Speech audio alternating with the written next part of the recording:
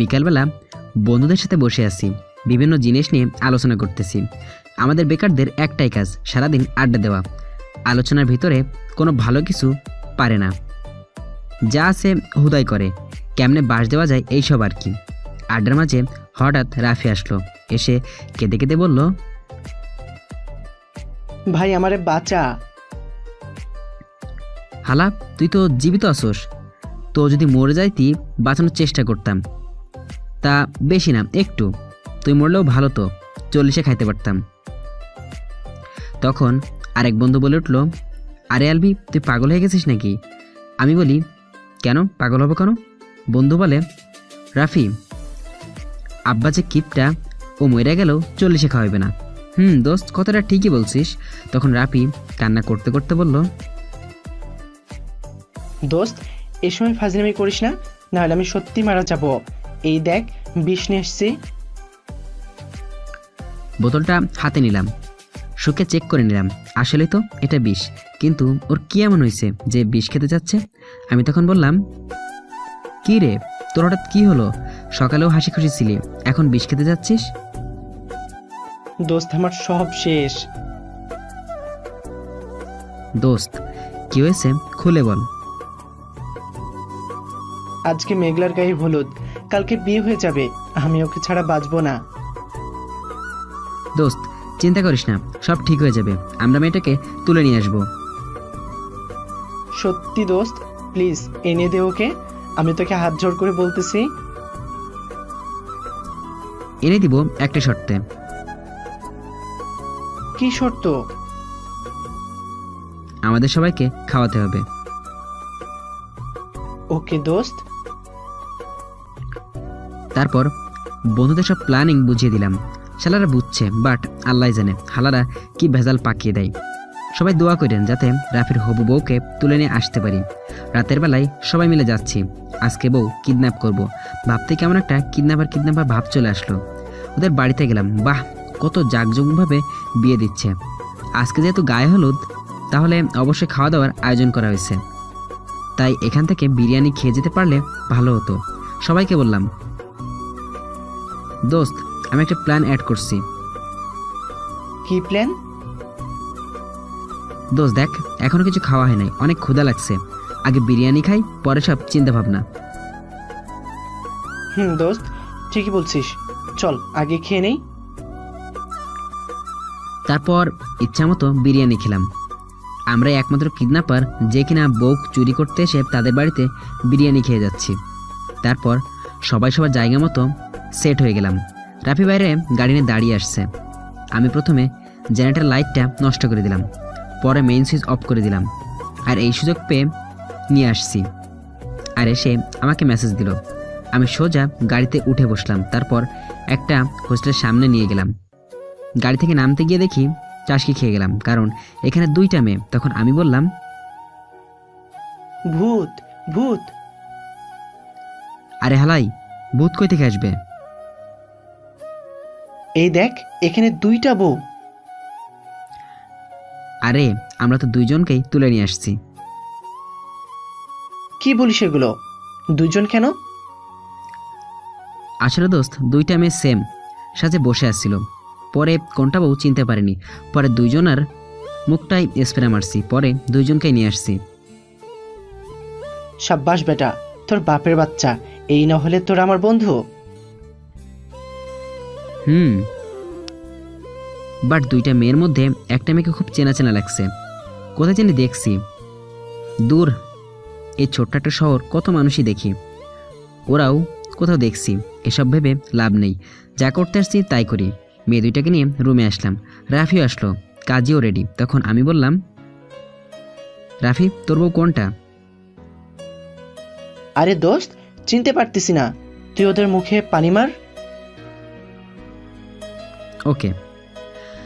আমি প্রথম একটার উপরে পানি মারলাম, আর সেটা হলো মেঘলা। মেঘলা রাফিকে দেখে অনেক খুশি। তারপর তাদের বিয়ে দেওয়া হলো, বিয়ে শেষ করলাম। আরে এখন এই মেয়েটাকে কি করা? কোন মেয়ে? এই যে ওই মেয়ে। আরে এটা তো মিম আপু, ওনাকে নিয়ে আসছেন কেন? মিম নামটা বড্ড চেনা। এইটা ওই মিম না তো? আরে কথা বলছেন না কেন? আরে তোমরা দুজন যেভাবে সাজছিলাম চিনতে পারিনি, তাই তুলে নিয়ে আসছি। আল্লাহ, এখন কি হবে? আমার জীবন তো শেষ। কেন? উনি যদি আব্বুকে বলে দেয়? বলবে না, আমি সেই ব্যবস্থা করতেছি। ওকে ভাইয়া, থ্যাংক ইউ। আমি ওই মেয়েটাকে নিয়ে বাইরে চলে আসলাম। পরে পানি ছিটিয়ে দিতেই আমি অবাক। এইটা তো আমার এক্স গার্লফ্রেন্ড। তখন ওর জ্ঞান ফিরল, ও আমাকে দেখে অবাক। মিম বলল, তুই এখানে? আরে তুই এখানে? আমি এখানে এলাম কিভাবে? আমার বোন কোথায়? তোর বোনের বিয়ে দিয়ে দিছি, এখন ওরা বাসর করে লুডো খেলছে। কি বলিস? আমি মামাকে সব বলে দিব। তো যা গিয়ে বলে দে, তোর কি ধরে রাখছি? আমরা এসব কথা কাটাকাটি দেখে বন্ধুরা আগে কেটে পড়লো। যাওয়ার সময় বলে চলে গেল, চালিয়ে যা ভাই, হয়ে যাবে। তখন মিম বলল, আমি এখন কি করব? কোথায় যাব? কেন, তোর মামার বাসায় যাবি? আমি চিনি না, আমাকে একটু দিয়ে আয়। আমার তো পাগলা কুত্তায় কামড়াইছে, তোরে নিয়ে যাব আর তোর মামা আমাকে ধোলাই দিবে। দিয়ে আসবি না তো? তাহলে আমাকে তুলে এনেছিস কেন? মিম আমার কলার ধরে আছে। তখন একটা পুলিশ গাড়িতে, আর যা হলো তা হলো, পুলিশ আমাদের কাছে এসে আমাকে বলল, কি রে, কাজ করে এখন টাকা দিতে পারছিস না? আমি অবাক হয়ে বলি, কিসের কাজ? আমি কিছু বুঝতেছি না। পুলিশ বলল, থানায় চল, সব বুঝতে পারবি। আকাম করার কি পরিণতি? আমি বলি, আরে স্যার, আমি আকাম কি করলাম? কি কথা বলতেছেন? পুলিশ বলে, এই যে মেয়েটার সাথে ইয়ে করে এখন টাকা দিতে পারতেছিস না, এখন কলার ধরে আছে। আরে স্যার, তেমন কিছু না, আপনি যা ভাবতেছেন তা সম্পূর্ণ ভুল। ভুল কিনা সঠিক সেটা থানায় গেলেই বুঝতে পারবি। আমি থানায় যাব না। পুলিশ লাঠি দিয়ে বাড়ি দিল আর বলল, যাবি না? আমি ব্যথায় বলি, যাব স্যার, যাব। গাড়িতে উঠে বসলাম। এই মিমের জন্য এই অবস্থা। উনি শুধু আমার সাথেই পারে, পুলিশের সাথে কথা বলতে পারে না। একেবারে ভয়ে চুপসে গেছে। মিম যদি পুলিশকে দু একটা কথাও বলতো তাহলেও হয়তো থানায় নিয়ে যেত না। শালার জীবনটা তেজপাতা হয়ে যাবে। মিম এখনও চোখ বন্ধ করে আসছে। থানায় নিয়ে আসা হলো, ভিতরে বসে আছি। দুইজন মশা যেভাবে কামড় দিচ্ছে আমার শরীরের ভিতর রক্তশূন্য করে দিবে। আর মিম এদিকে মোবাইল চালাচ্ছে, বয়ফ্রেন্ডের সাথে চ্যাট করতেছে হয়তো। আল্লাহ, এই মশার কামড় থেকে বাঁচাও। আমি মেয়ের কাছে গেলাম, তোর জন্য আজকে এই অবস্থা হয়েছে। আমার জন্য কেন হবে? মুখ সামলে কথা বল। তোর কেমনে বলা উচিত? তোর জন্য মশার কামড় খেতে হচ্ছে, জেল খাটতে হচ্ছে। ভালো হয়েছে, তোর এরকমই হওয়া উচিত। আমি এখান থেকে কিভাবে বের হব সেই আইডিয়া বের করছি। ডিস্টার্ব করিস না। তোকে ডিস্টার্ব করতে ঠেকা পড়ে নাই। আমি এক্ষণে বসে আছি। মশার জ্বালানো অত্যাধিক পরিমাণ বেড়ে গেছে। না, কিছু একটা করতে হবে, নাহলে রক্তশূন্যতায় ভুগতে হবে। এই হালার পুলিশকে ডাক দেই, দেখি শালা কিছু করতে পারে কিনা। পুলিশকে ডাক দিলাম, ও ভাই এদিকে আসেন। পুলিশ বলে, কি হয়েছে? আমি বলি, ভাইয়া আপনাকে দেখতে অনেক সুন্দর লাগছে, বাট এই পুলিশের চাকরি নিলেন কেন? পুলিশ বলে, ভাই সবই কপাল, কপাল খারাপ হলে যা হয়। ভাই বুঝতেছি আপনার দুঃখটা, বাট একটা হেল্প করবেন বড় ভাই। পুলিশ বলে, কি হেল্প? ভাই দেখেন না কত মশা, যদি একটা কয়েল এনে দিতেন। পুলিশ বলে, আচ্ছা ভাই দাঁড়ান, আমি আসতেছি। পুলিশটা মনে হয় ভালো, সহজে রাজি হয়ে গেল। বসে আছি, একটু পরেই একটা কয়েল নিয়ে আসলো। তখন আমি বললাম, ধন্যবাদ ভাইয়া, অনেক বড় একটা হেল্প করছেন। পুলিশ বলে, ধন্যবাদ দেওয়া লাগবে না, এটা আমার কর্তব্য ছিল। ভাই আমি বসে আছি, আর বসে বসে সারা রাত ঝগড়া করছি। সকাল হতেই অফিসারটা আসলো, কী রে রাত কেমন কাটলো? আমি বলি, আপনি যে হালে রাখছেন ওই হালেই কাটছে। পুলিশ বলে, বেশি বকিস না, ডান্ডা দিয়ে ঠান্ডা করে দিব। শোন, তোদের বাবা মাকে খবর দে, তোদের ছুটিয়ে নিয়ে যেতে বল। আমি বলি, স্যার দেখেন, আমি তো সত্যি কিছু করিনি, আর আব্বা আম্মু এসব বেশি জানলে কষ্ট পাবে, প্লিজ স্যার একটা সুযোগ দিন, ছেড়ে দিন। মিম বলল, স্যার আমরা সত্যি কিছু করিনি, ছেড়ে দেন আমায়। মামা জানলে আমাদের মেরেই ফেলবে। পুলিশ বলে, তোর মামার নাম কি? আশরাফ হোসেন। তখন পুলিশ বলে, তুই স্যারের ভাগ্নি হয়ে এরকম একটা কাজ করে বেড়াস, তবে তোদের কাছে দুইটা শাস্তি আছে। এক, তোরা দুজন দুজনকে বিয়ে করবি, না হলে পরিবারকে খবর দিবি। স্যার, আমরা একটু ভেবে নেই। তারপরে দুইজনে অনেক ভেবেচিন্তে দেখলাম বিয়ে করে নেওয়াটাই ভালো, কারণ মিম তার পরিবারে জানতে পারবে না, আমিও আমার পরিবারের এসব জানাতে পারবো না, জানলে কেলেঙ্কারি হয়ে যাবে। আর বিয়ে করে নিলে কয়েকদিন পরে ডিভোর্স দিয়ে দেব, এটাই ভালো হবে। মিমও রাজি এই সিদ্ধান্তে। কতক্ষণ পর পুলিশ আসলো, এসে বলল, কী রে, কী সিদ্ধান্ত নিলি? স্যার, আমরা বিয়েই করব। পুলিশ বলল, ওকে। তারপর বিয়ে দেওয়া হলো। বিয়ে পড়ানোর পর আমাকে ছেড়ে দিল।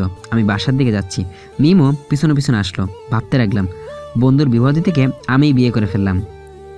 এখন বুঝলাম কিডন্যাপার হতে হলে নিখুঁত বুদ্ধি লাগে, না হলে অবস্থা হয়ে যাবে। আমি বাসরের সামনে গিয়ে বললাম, কি ব্যাপার, তুই আমার পিছনে পিছনে আসছিস কেন? তাহলে আমি কোথায় যাব? আমি তো এখানকার কিছুই চিনি না। ওহ, ভালো। আমি বাসার ভিতরে ঢুকলাম, দরজা খোলা আছে, আব্বু লাঠি নিয়ে বসে আছে। বুঝছি আজকে আমার কপাল খারাপ। আব্বুর কাছে গেলাম, আব্বু লাঠি হাতে নিয়ে বসে আছো কেন? তরে পিটামো। কেন আব্বু? রাতে কোথায় ছিলি?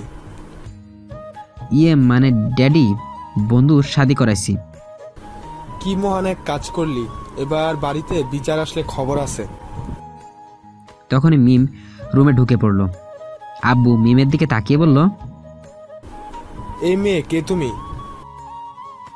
আসলে আব্বু, আমি ওর বউ। আমাকে বাইরে দাঁড় করিয়ে রেখে দিছে। তখন আব্বু আমাকে বলল, কিরে হারামি, তুই না তোর বন্ধুর বিয়েতে গেছিলি, এখন এই মেয়ে কে? মানে আব্বু লাঠি দিয়ে বাড়ি দিয়ে বলল, হারামি চুপ থাক। এই এই কই তোমরা, আসো, দেখো তোমার গুণধর ছেলে কি করছে। আম্মু ছোট বোন নিচে আসলো, আর এসে যা করলো তা হলো আব্বুকে জিজ্ঞেস করলো, আরে এটা কে? বউ। মা বলে, কার বউ? তুমি কি আবার বিয়ে করলা না তো? এই আলবি, ঝাড়ুটা একটু নিয়ে আয়। আরে তুমি ভুল বুঝতেছ, ওটা আমার বউ না, তোমার গুণধর ছেলের বউ, যিনি আজকে রাতে এই মেয়েকে নিয়ে পালিয়ে আসছে। মা বলে, ও মা, তাই নাকি? কত সুন্দর বউ, আমার ছেলের পছন্দ আছে। কি রে আলবি, তুই তো আমার সাথে সব শেয়ার করিস, এটা শেয়ার করলি না কেন? আসলে মানে আম্মু, হয়েছে কি?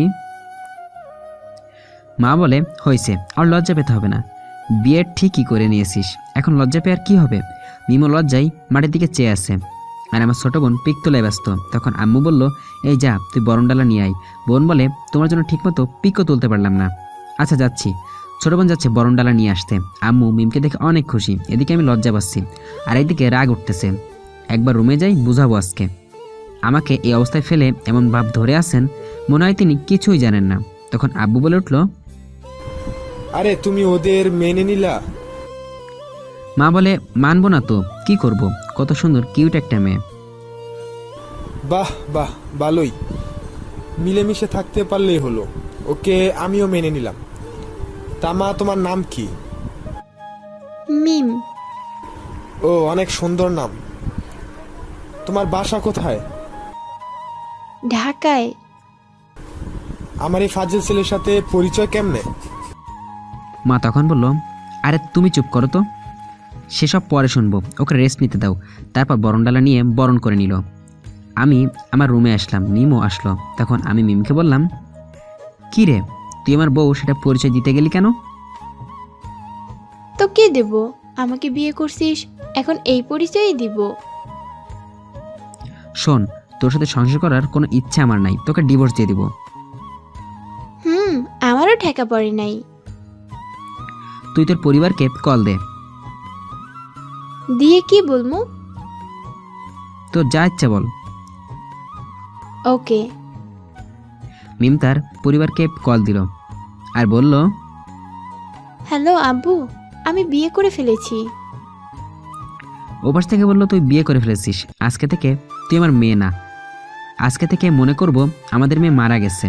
Tweet tweet tweet. Hello hello. তখন আমি বললাম তুই এটা বলতে গেলি কেন? সব দিকে দিয়ে প্যাচার লাগাইছিস। তোকে এসব নিয়ে ভাবতে হবে না। আল্লাহ, এই শেষরাকে কেন আমার কপালে দিলা? এই আলভি, মুখ সামলে কথা বল। তুই ছ্যাঁচড়া, আর তোর মতো ছ্যাঁচড়া দুইটা নাই। যা যা, প্লিজ বোন, আর কথা বলিস না, তোর কথা শুনলে আমার গা জ্বলে। আমি তোর বোন? ঠিক আছে ভাইয়া। বোন, আমাকে ঘুমাতে দে। ওকে, ঘুমা। আমি কতক্ষণ ঘুমিয়ে নিলাম, 3 ঘন্টা পরে উঠলাম, ফ্রেশ হয়ে খাবার খেলাম। মিম বেড়ে বেড়ে দিচ্ছে, যদিও অনেক রাগ উঠছিল। আম্মু আব্বুর সামনে বলে কিছু বলতে পারিনি। খাওয়া শেষ করে বাইরে গেলাম, সবাই কেমন অদ্ভুত করে তাকাইছে। শালা নিজে ভিন গ্রহের প্রাণী মনে হচ্ছে, বাট কেউ কিছু বলতে পারছে না। যদি আবার উলটপাল্টা কিছু বলি, তখন ক্লোজ এক ছোটো ভাই আসলো, এসে বলল ভাই আপনি এটা কেমনে করলেন? আমি বলি কি করলাম ভাই? কোনো মতাই মানতে পারছি না। দেখ রাগ তুলিস না, কান নিচে খাওয়ার আগে বল। ভাই আপনি বিয়ে করছেন, আপনাদের বলেননি কেন? আমি বলি তোরে কে বলছে? আপনার ছোট বোন ফেসবুকে আপলোড দিছে, সারা এলাকার সবাই জানে আপনি বিয়ে করছেন। ভাই ট্রিট কবে দিবেন? মেজাজ গরম হয়েছিল তাই ওর গালে একটা দিছি, তবুও হালাই কয় ভাই এই ব্যথা শরীরে লাগছে, মনের ব্যথা কেমনে দূর হবে?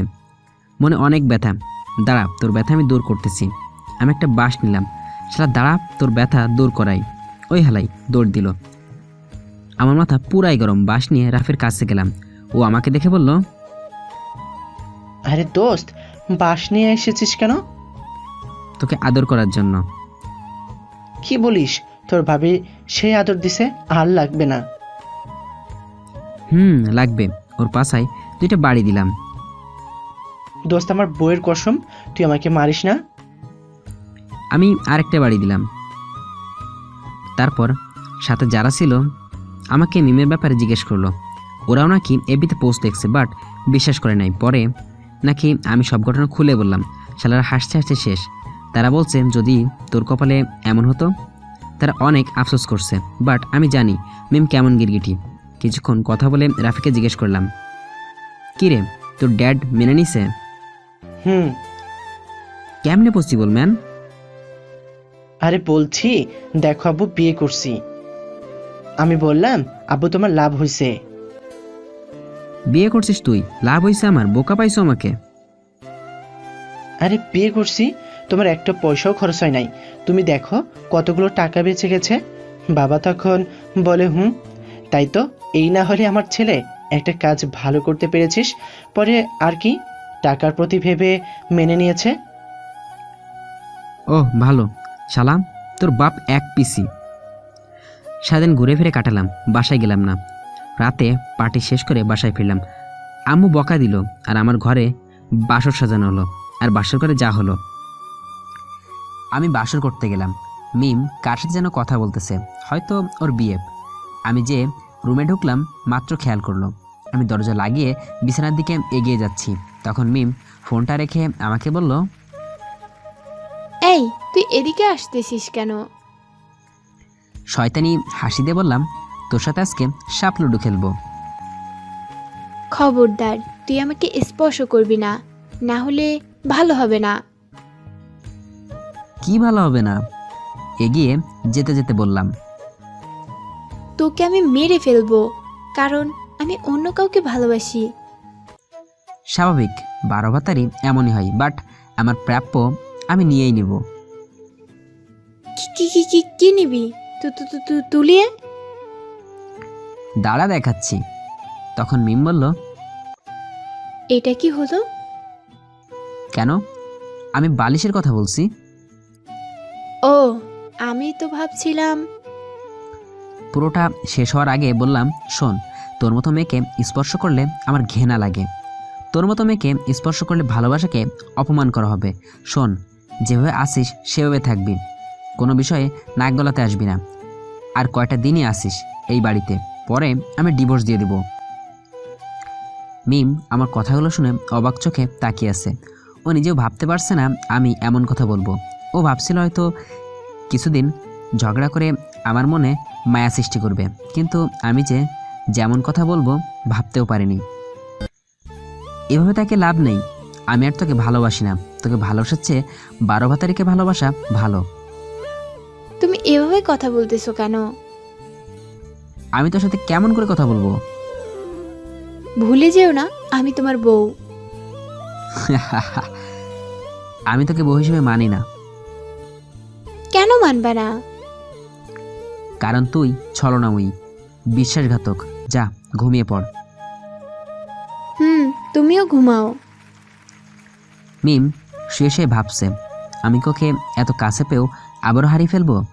আমি তোকে এখনো ভালোবাসি। এগুলো সব তো নাটক ছিল।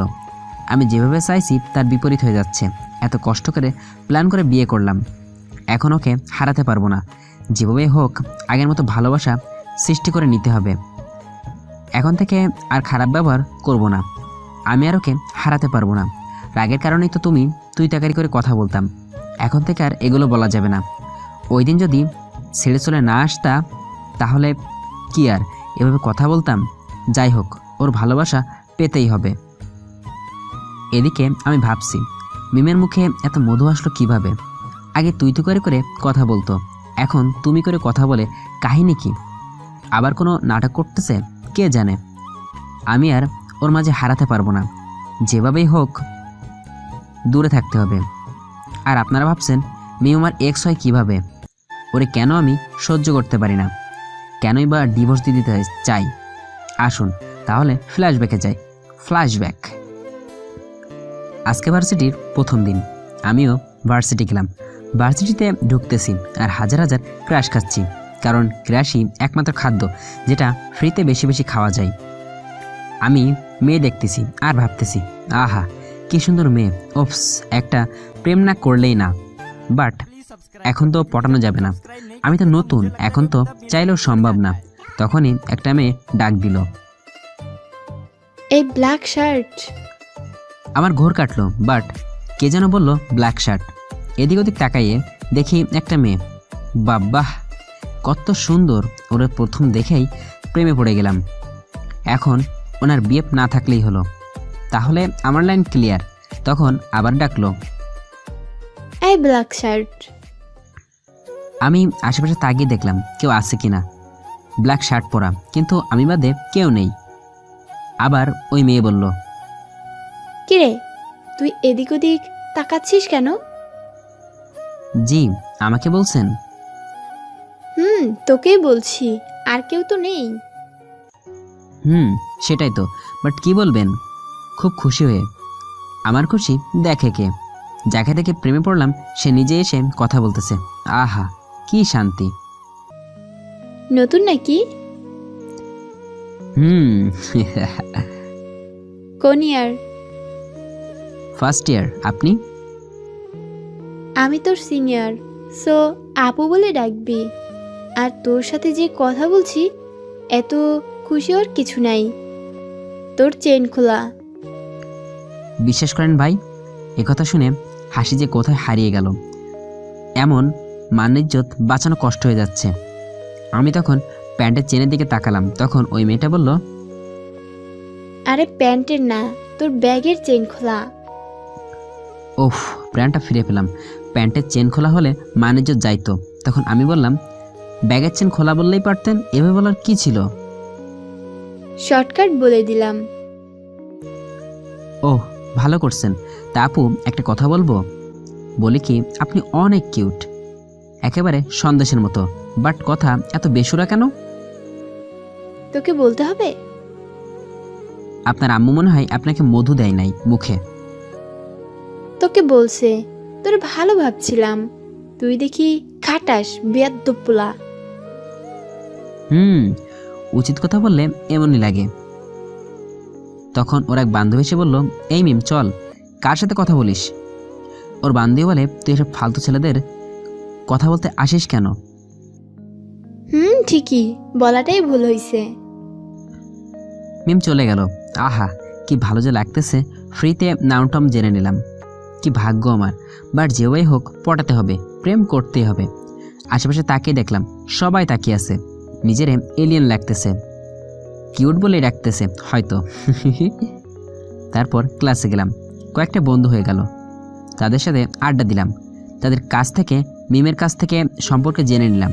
ওর বাবা অনেক বড় লোক আর সব কিছু। তারপর দীর্ঘ 3টা মাস লাড্ডুর মতো পিছনে ঘুরতেছি, পিছনে ঘুরতে ঘুরতে যত ক্ষয় হয়ে গেল। আমি মিমের দিকে কিছুতেই পজিটিভ সিগন্যাল আসছিল না, তাই ভাবলাম প্রপোজটা করে দিই। আজকে যাচ্ছি প্রপোজ করতে। মিমের সামনে গেলাম। এই শোন মিম। কি? আমি তোর কি হই? তুমি আমার কি হও? দাঁড়াও একটু ভেবে নিই।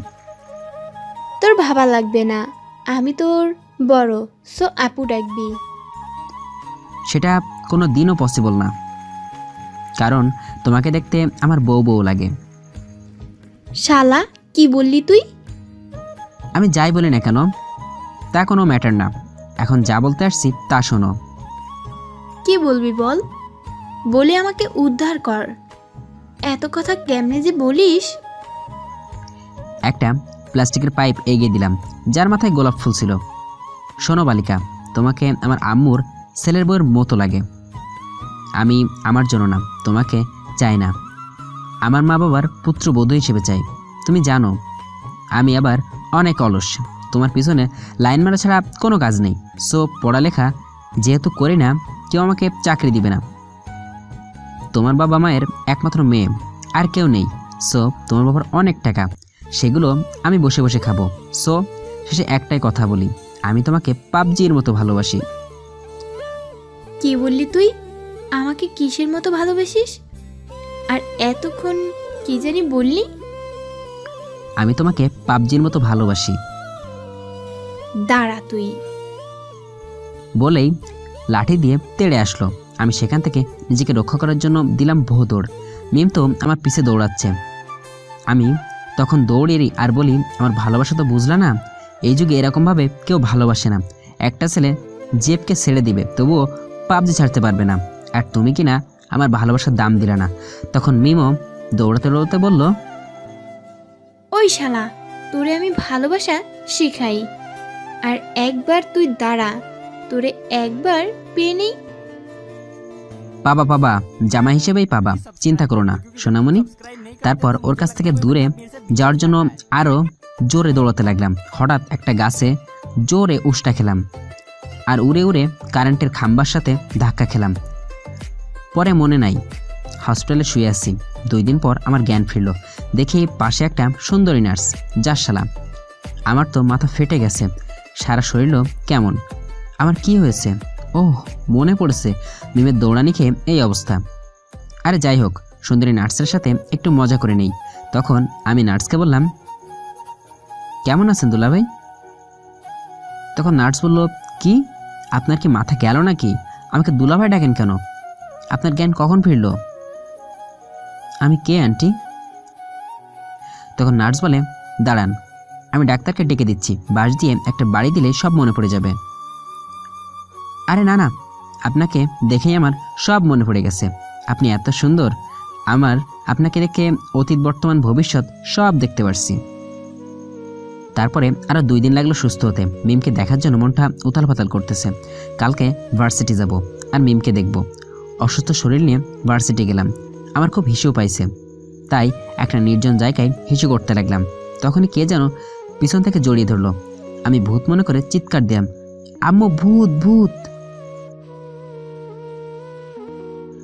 ওই ভূত, আমাকে ছেড়ে দাও, আমি আর কোনোদিন দেওয়ালে হিসু করব না। কেউ একজন কান্না করতেছে আর বলতেছে, আমি ভূত না, আমি তোর আম্মুর বৌমা। আরে এটা তো মিম। তখন আমি বললাম, ছাড়ো, হিসু করতে দাও। ছি ছি ছি ছি ছি, শরম নাই তোমার? সবার ক্ষেত্রে আছে, বাট তোমার ক্ষেত্রে নাই। তা বলো, কান্না করতেছো কেন? তুমি এতদিন ভার্সিটিতে আসো নাই কেন? তোমার জন্যই আসি নাই। কি দৌড়ানি দিছিলাম মনে আছে? তোমার দৌড়ানির ফলেই আমি উষ্টা খেয়ে পড়ছি, হাসপাতালে ভর্তি ছিলাম। তা তুমি এভাবে প্রপোজ করছিলা কেন? এর জন্যই তো রাগ উঠছে। এখন আমি তোমাকে ভালোবাসি। হঠাৎ ভালোবেসে ফেললা, কাহিনী কি? আরে আগে যখন পিছু পিছু ঘুরতা তখন থেকেই ভালোবাসি। তাহলে এতদিন বলো নাই কেন? তুমি আমার পিছু পিছু ঘুরলে মজা লাগতো, তাই। তা এখন যে ভালোবাসি বলে দিলা? আরে সইল না, তুমি যখন ভার্সিটি আসো নাই তখন তোমাকে অনেক মিস করছিলাম। তোমার জন্য কষ্ট হতো, রাতে কান্নাও করতাম। এই কয়দিনে বুঝলাম আমি তোমাকে অনেক ভালোবেসে ফেলেছি, তাই বলে দিলাম আমি তোমাকে ভালোবাসি। ভালোবাসি বললেই হবে না, আগে আমি তোমাকে প্রপোজ করছিলাম, এখন তুমি আমাকে প্রপোজ করো সোনা। ওকে, আমি তোমার আম্মুর বৌমা হতে চাই, তোমার বেবির আম্মু হতে চাই। প্রত্যেক রাতে তোমার বুকে মাথা রেখে ঘুমোতে চাই। আমার প্রত্যেকটা নিঃশ্বাসে তুমি, তুমি আমার বেঁচে থাকার অক্সিজেন। আমার বেঁচে থাকতে হলে তোমাকে প্রয়োজন। আমি তোমাকে অনেক বেশি ভালোবাসি আলভি, ভালোবাসি ভালোবাসি। আমিও তোমাকে ভালোবাসি। আচ্ছা সোনা, পাপ্পি দেই? এই লুচ্চামি শুরু হয়েছে? কেন গো, কি লুচ্চামি করলাম? শোনো, বিয়ের আগে এগুলো কিছুই হবে না, যা হবে বিয়ের পরে। দাও না। বললাম তো দিব না। ওকে, লাগবে না। রাগ করার কিছু নেই। আচ্ছা, আমি একটা জিনিস ভেবে পাচ্ছি না। কি জিনিস? তুমি আমাকে পাইপ দিয়ে প্রপোজ করছিলে কেন? আরে তুমি যদি আমাকে চড় দিতা গা লাল হয়ে যেত, তাই চড় খাওয়ার থেকে বাঁচার জন্য পাইপ দিয়ে করছি, বাট বাঁচতে তো আর পারলাম না, উল্টা মাথা ফেটে গেছে। বুঝেছি, মাথায় অনেক বুদ্ধি। চলো বাইরে যাই। ওকে চলো। ওই তোমার চেন খোলা। আজকে ব্যাগ নাই, সো চেন খোলা না। তোমার ব্যাগের না, আজকে তোমার প্যান্টের চেন খোলা। ও শিট ম্যান, ওকে লাগাইতেছি। আমাদের ভালোবাসার সূত্র এভাবে হয়েছিল। আস্তে আস্তে একটা বছর চলে গেল, প্রেম ভালোভাবেই চলে গেল। আস্তে আস্তে মিম কেমন জানি হতে লাগলো, আমাকে আগের মতো সময় দিত না, অনেক বিরক্ত হয়ে কথা বলতো, আর যা হলো ছেলেদের সাথে বেশি মেলামেশা শুরু করতো। আমাকে মিথ্যা বলতো, এভাবে তো আর সম্পর্ক টিকে না। অনেক বেশি মিথ্যা বলতো, সারাদিন ওয়েটিংয়ে থাকতো। জিজ্ঞেস করলে বলতো ওর কাজিন ছিল, ওর মামা ছিল। আমি দেখা করতে চাইলে করতো না, বিভিন্ন কারণ দেখাতো।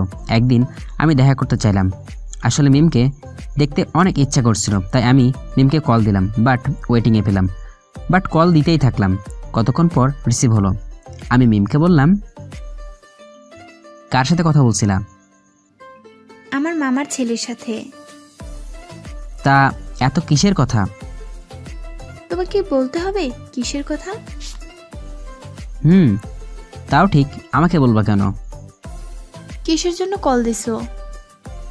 আজকে দেখা করতে পারবা? পারবো না, আবু বাসায়, অন্যদিন করো। আচ্ছা। ফোনটা রেখে দিলাম আর হাসতে লাগলাম। মানুষ এত সুন্দর মিথ্যা কেমনে বলে, কেমনে পারে ওরা? মিমের বাবাকে মাত্র অফিসে যেতে দেখলাম, আর মিম বলল ওর বাবা বাসায়, বিকেলবেলায় বসে আছি, ভালো লাগে নাকি কিছুই। মিমকে কিভাবে আমার করে নেওয়া যায়? মিমকে যতই বোঝাই উল্টা আমাকে কথা শোনায়, আমাকে নিম্ন শ্রেণীর মানুষের সাথে তুলনা করে। ওর অনেক বেশি ভালোবাসি, এভাবে চলতে থাকলে সব আমারই বেশি কষ্ট হবে। এর একটা ভিত করতেই হবে, এই সম্পর্কের ইতি টানলেই দুজনেরই ভালো হবে। বুঝলে তো? বুঝলেই না, উল্টো বকাবকি করে। ওকে মুক্তি দিয়ে দেবো এইসব ভাবছিলাম, তখনই রাফির ডাকে হুঁশ ফিরল। কিরে, এভাবে বসে কি ভাবিস? কিছু না, তুই এভাবে সেজে আছিস কেন? আরে বলিস না, একটা মেয়েকে অনেক ভালোবাসি, ও আজকে দেখা করতে চাইছে, বাট আমি একা যেতে লজ্জা পাচ্ছি। তুই আমার সাথে চল। আমি পারবো না। ভাই প্লিজ এই হেল্পটা কর। অনেক জোরাজোরির ফলে রাজি হলাম যেতে। আমি রেডি হয়ে ওর সাথে গেলাম। রেস্টুরেন্টে ঢুকতেই আমার চোখ আকাশে উঠে গেল। কারণ দেখি মিম তাদের ক্লাসের একটা ছেলের সাথে বসে আছে। ছেলেটা আর কেউ না, ভার্সিটির প্লেবয় নামে পরিচিত। ওর নাম আবির। দেখে অনেকটা কষ্ট পেলাম। রাফিও দেখে ফেললো। তখন রাফি আমাকে বলতে লাগলো, কিরে তোর গার্ল? আমি ওকে পুরোটা বলতে না দিয়ে বললাম, এদিকে আয়। আসছি বল। আর তোর গার্লফ্রেন্ড আবিরের সাথে কি করে? আবিরের সাথে কি করে আমি কি জানি। শোন, এই রেস্টুরেন্টে যাওয়া লাগবে না, পাশেরটাই চল। বাট এটাতেই তো ভালো ছিল। আরেকদিন এটাতে আসিস, এখন ওটাতে যা। দুজন বস, আমি এখনই আসতেছি। তুই কই যাবি? ভিতরে যাব আর আসবো। ওকে, উল্টাপাল্টা কিছু করিস না। ওকে। ওরা পাশে রেস্টুরেন্টে গেল। আমি মিম যেটাই ঢুকছে ওটাই গেলাম। গিয়ে দেখি ভালোই হাসাহাসি করতেছে। আমি মাস্ক পরে গেলাম, চিনতে পারলো না। আমি কয়েকটা পিক তুলে নিলাম আর আসার সময় বলতে আসলাম, বেস্ট অফ লাক ব্রো। এটা বলে চলে আসলাম। দুজনে অবাক হয়ে তাকিয়ে আছে। ওরা আবারও আড্ডায় মন দিল। আমি ভাবতে লাগলাম, আমি এতটাই অপ্রিয় হয়ে গেছি, দেখাটা পর্যন্ত করতে চাই না। না, মুক্তি করে দিব, বাট একটা স্পেশাল ডেতে মুক্তি দিব। ওর মতো মিথ্যাবাদীকে জীবনে জড়ালে জীবনটা কয়লা হয়ে যাবে। দেখা যাবে বিয়ের পরও পারকীয় করবে। এর চেয়ে আমি দূর থেকে চলে যাব, সেটাই ভালো। আমি রাফির কাছে গেলাম। ও ওই মেয়েটার সাথে কথা বলল। তারপর আমি আমার পরিচয় করিয়ে দিল। মেয়েটাকে ভালোই মনে হলো, যদিও মিমের মতো 12 ভাতারি হয়। তাহলে রাফির জীবন কয়লা। পরে রাফি আর আমি বাসায় চলে এসে একটা বাসায় চলে আসলাম। আমি আর রাফি একটা বাসা নিয়ে থাকি। রাফি একমাত্র ভালো বন্ধু। রাফি বাসায় এসে অনেক খুশি, এটা বলতেছে ওটা বলতেছে। আমি হাসি মুখে ওকে ভালো, চালিয়ে যা, এগুলো উত্তর দিচ্ছি। তখন রাফি গফের কল এসলো। রাফি কথা বলতে চলে গেল। আমিও মিমকে একটা কল দেই, যদিও এখন থেকে একটু ঘৃণা জন্মেছে। তাও একটু কথা না বলেই নয়। কল দিলাম, রিং হওয়ার পরে ধরলো। হ্যালো মিম, কেমন আছো? ভালো আছি, তুমি? ভালো। তা কি করো? সামনে এক্সাম, পড়তে বসছি। আজকে সারাদিন পড়ছি। ওহ, সারাদিন পড়ছো? বাইরে যাও না বুঝি? মানে কি বলো? আমার একটা ফ্রেন্ড তোমাকে রেস্টুরেন্টে দেখছে, তাই বললাম বাইরে গেছো কিনা। ও হ্যাঁ, গেছিলাম আমার কাজিনের সাথে। ও, তাহলে মিথ্যা কথা বলছো কেন? তুমি বকবা বলে। ও আচ্ছা, এখন রাখি, পড়তে হবে। আচ্ছা, পড়ো। কল শেষে একটা সিগারেট ধরালাম। ভালোবাসা মানুষটিকে পরিবর্তন হলে কেমন লাগে একমাত্র তারাই জানে, যাদের সাথে এমনটা হয়েছে। কি মনে করে আবার জানি কল দিলাম। হাজার হলেও ভালোবাসি তো। দেখলাম ওয়েটিংয়ে আছে। আর এভাবে দিন চলে যাচ্ছে। আগের চেয়ে আরও বেশি ঘৃণা করি। কয়েকদিন পর ওর জন্মদিন। জন্মদিনই সব শেষ করে দিব। চলে যাব মিমের থেকে অনেক দূরে। আমাকে যেন কোনোদিনও খুঁজে না পাই। সকাল সকাল রাফি আসলো, এসে বলল, দোস্ত, একটা হেল্প কর। কি হেল্প? আজকে ওর সাথে দেখা করব, তুই ওর সাথে চল। ওকে চল।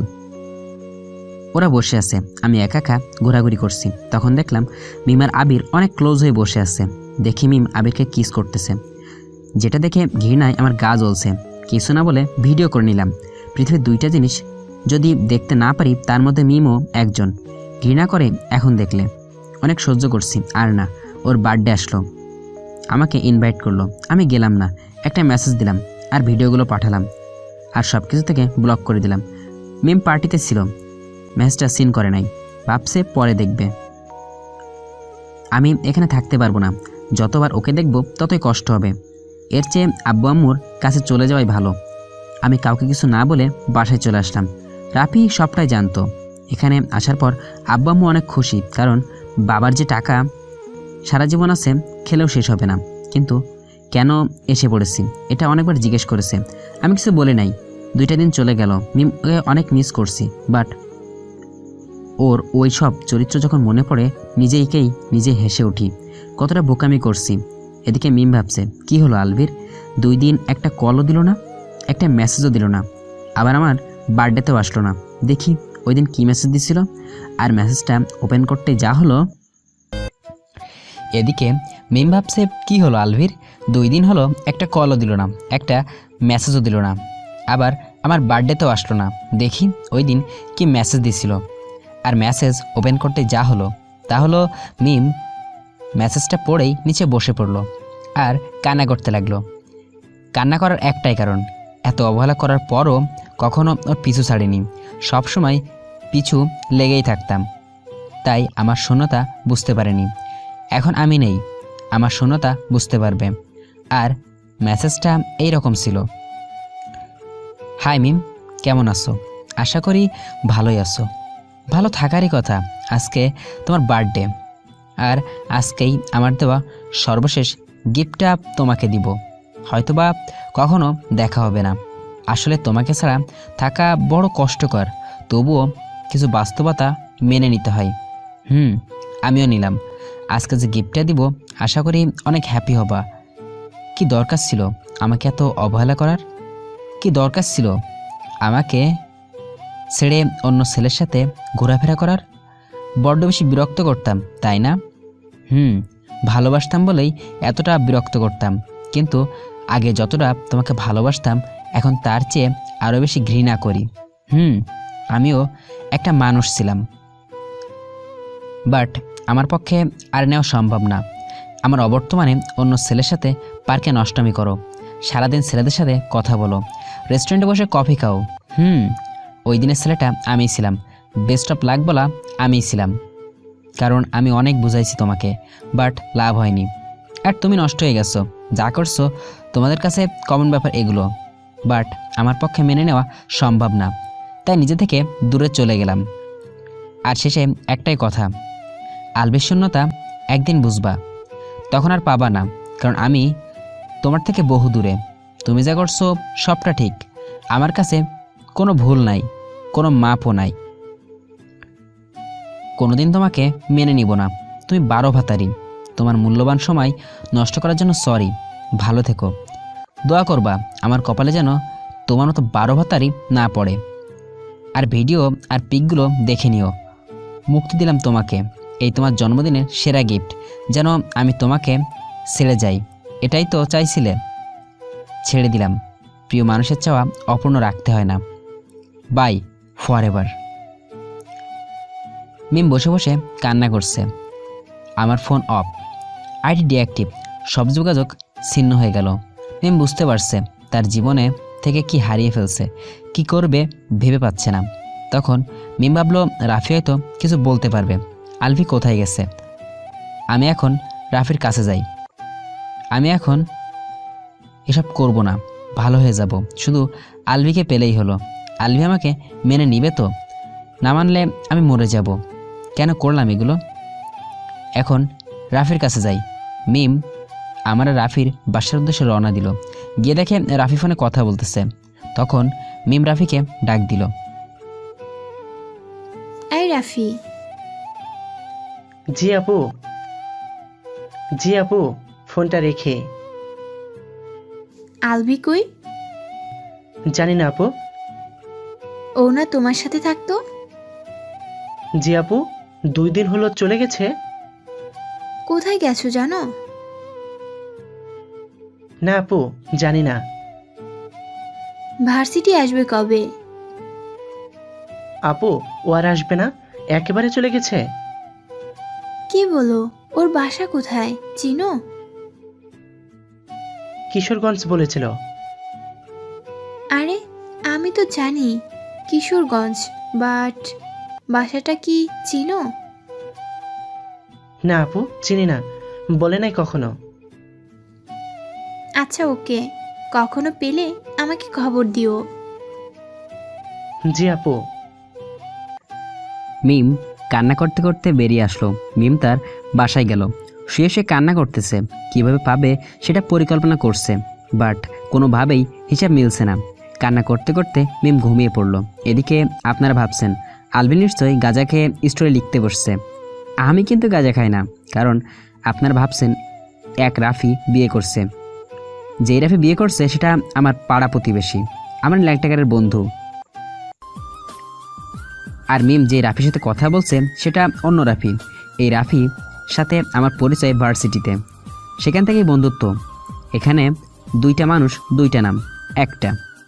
আর যে রাফি বিয়ে করছে, যদি এখানে এই রাফি হতো তাহলে মিম প্রথমেই চিনতে পারত। সে কিন্তু চিনতে পারে নাই। সো এখানে দুইটা রাফি। কথা ক্লিয়ার নাকি ভেজাল আছে? আর ল্যাংটাকালের বন্ধু রাফি যাকে বিয়ে করছে সেটা মিমের কাজিন। এখন ক্লিয়ার হয়েছে তো?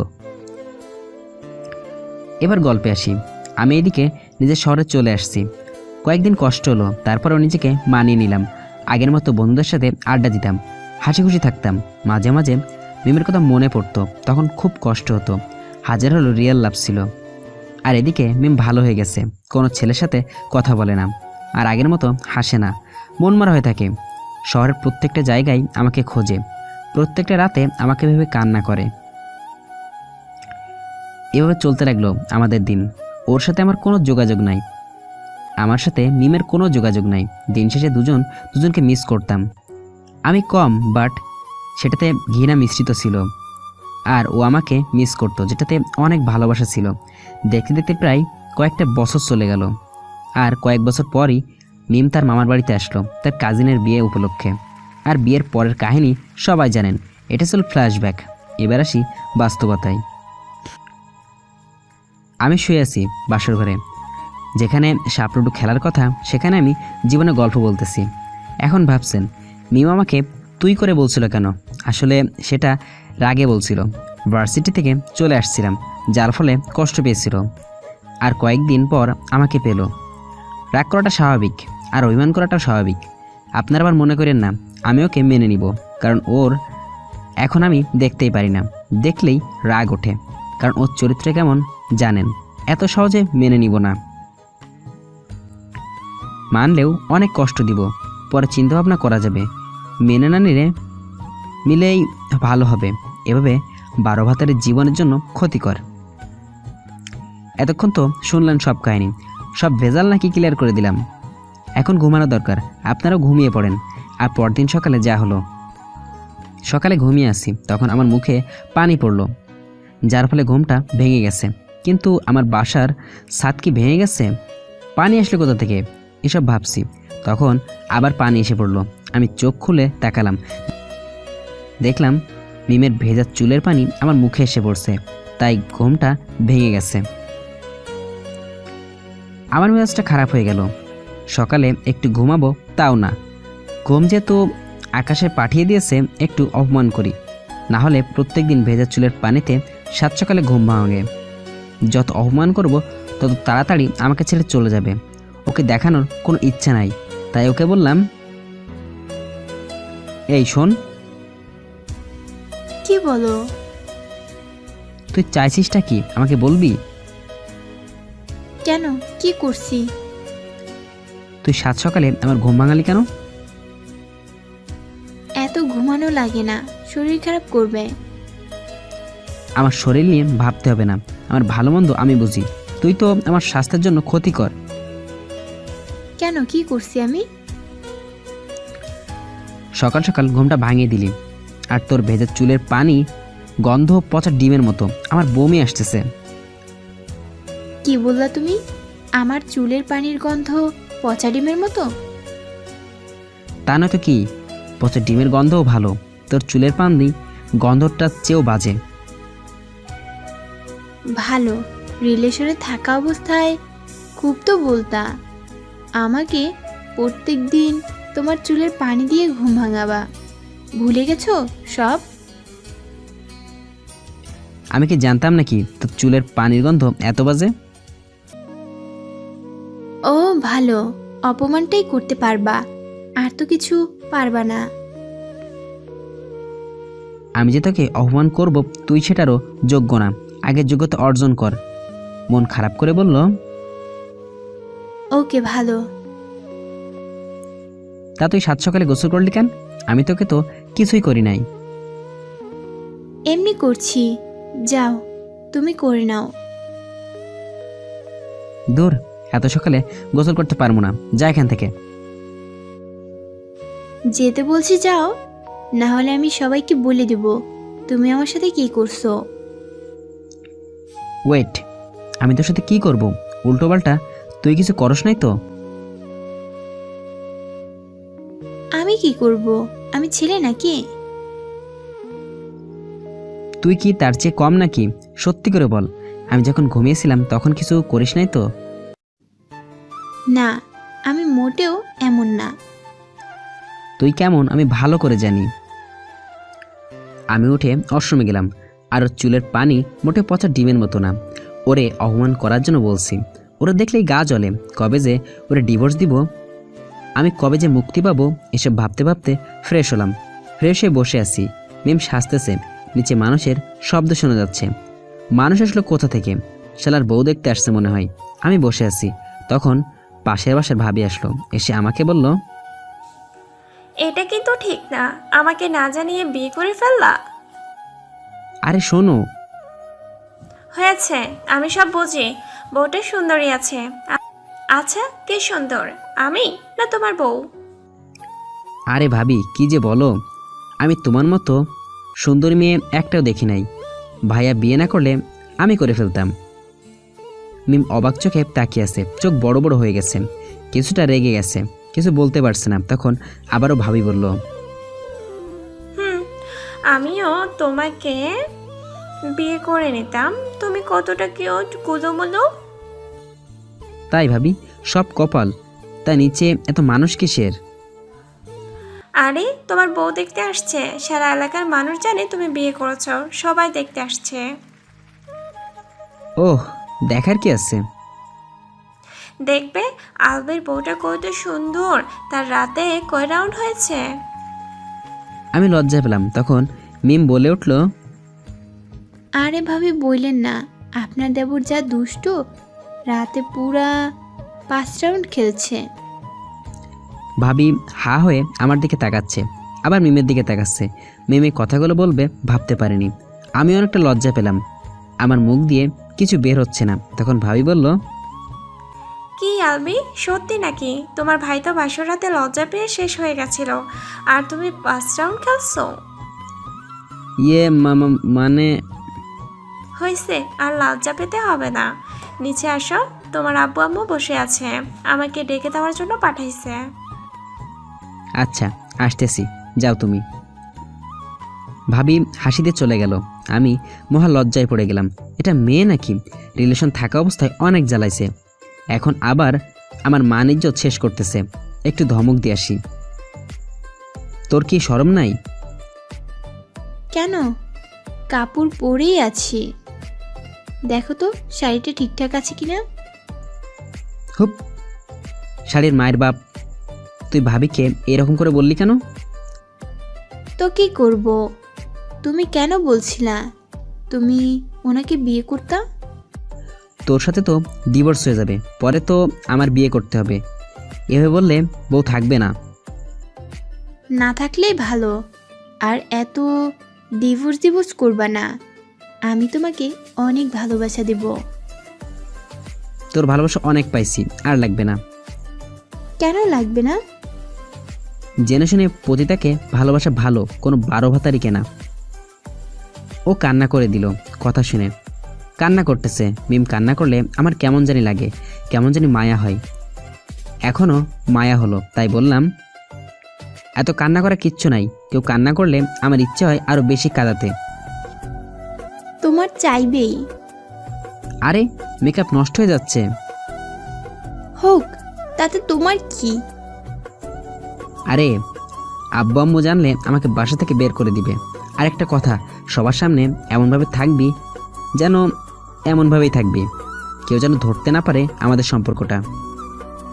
ওকে, থাকবো, একটা শর্তে।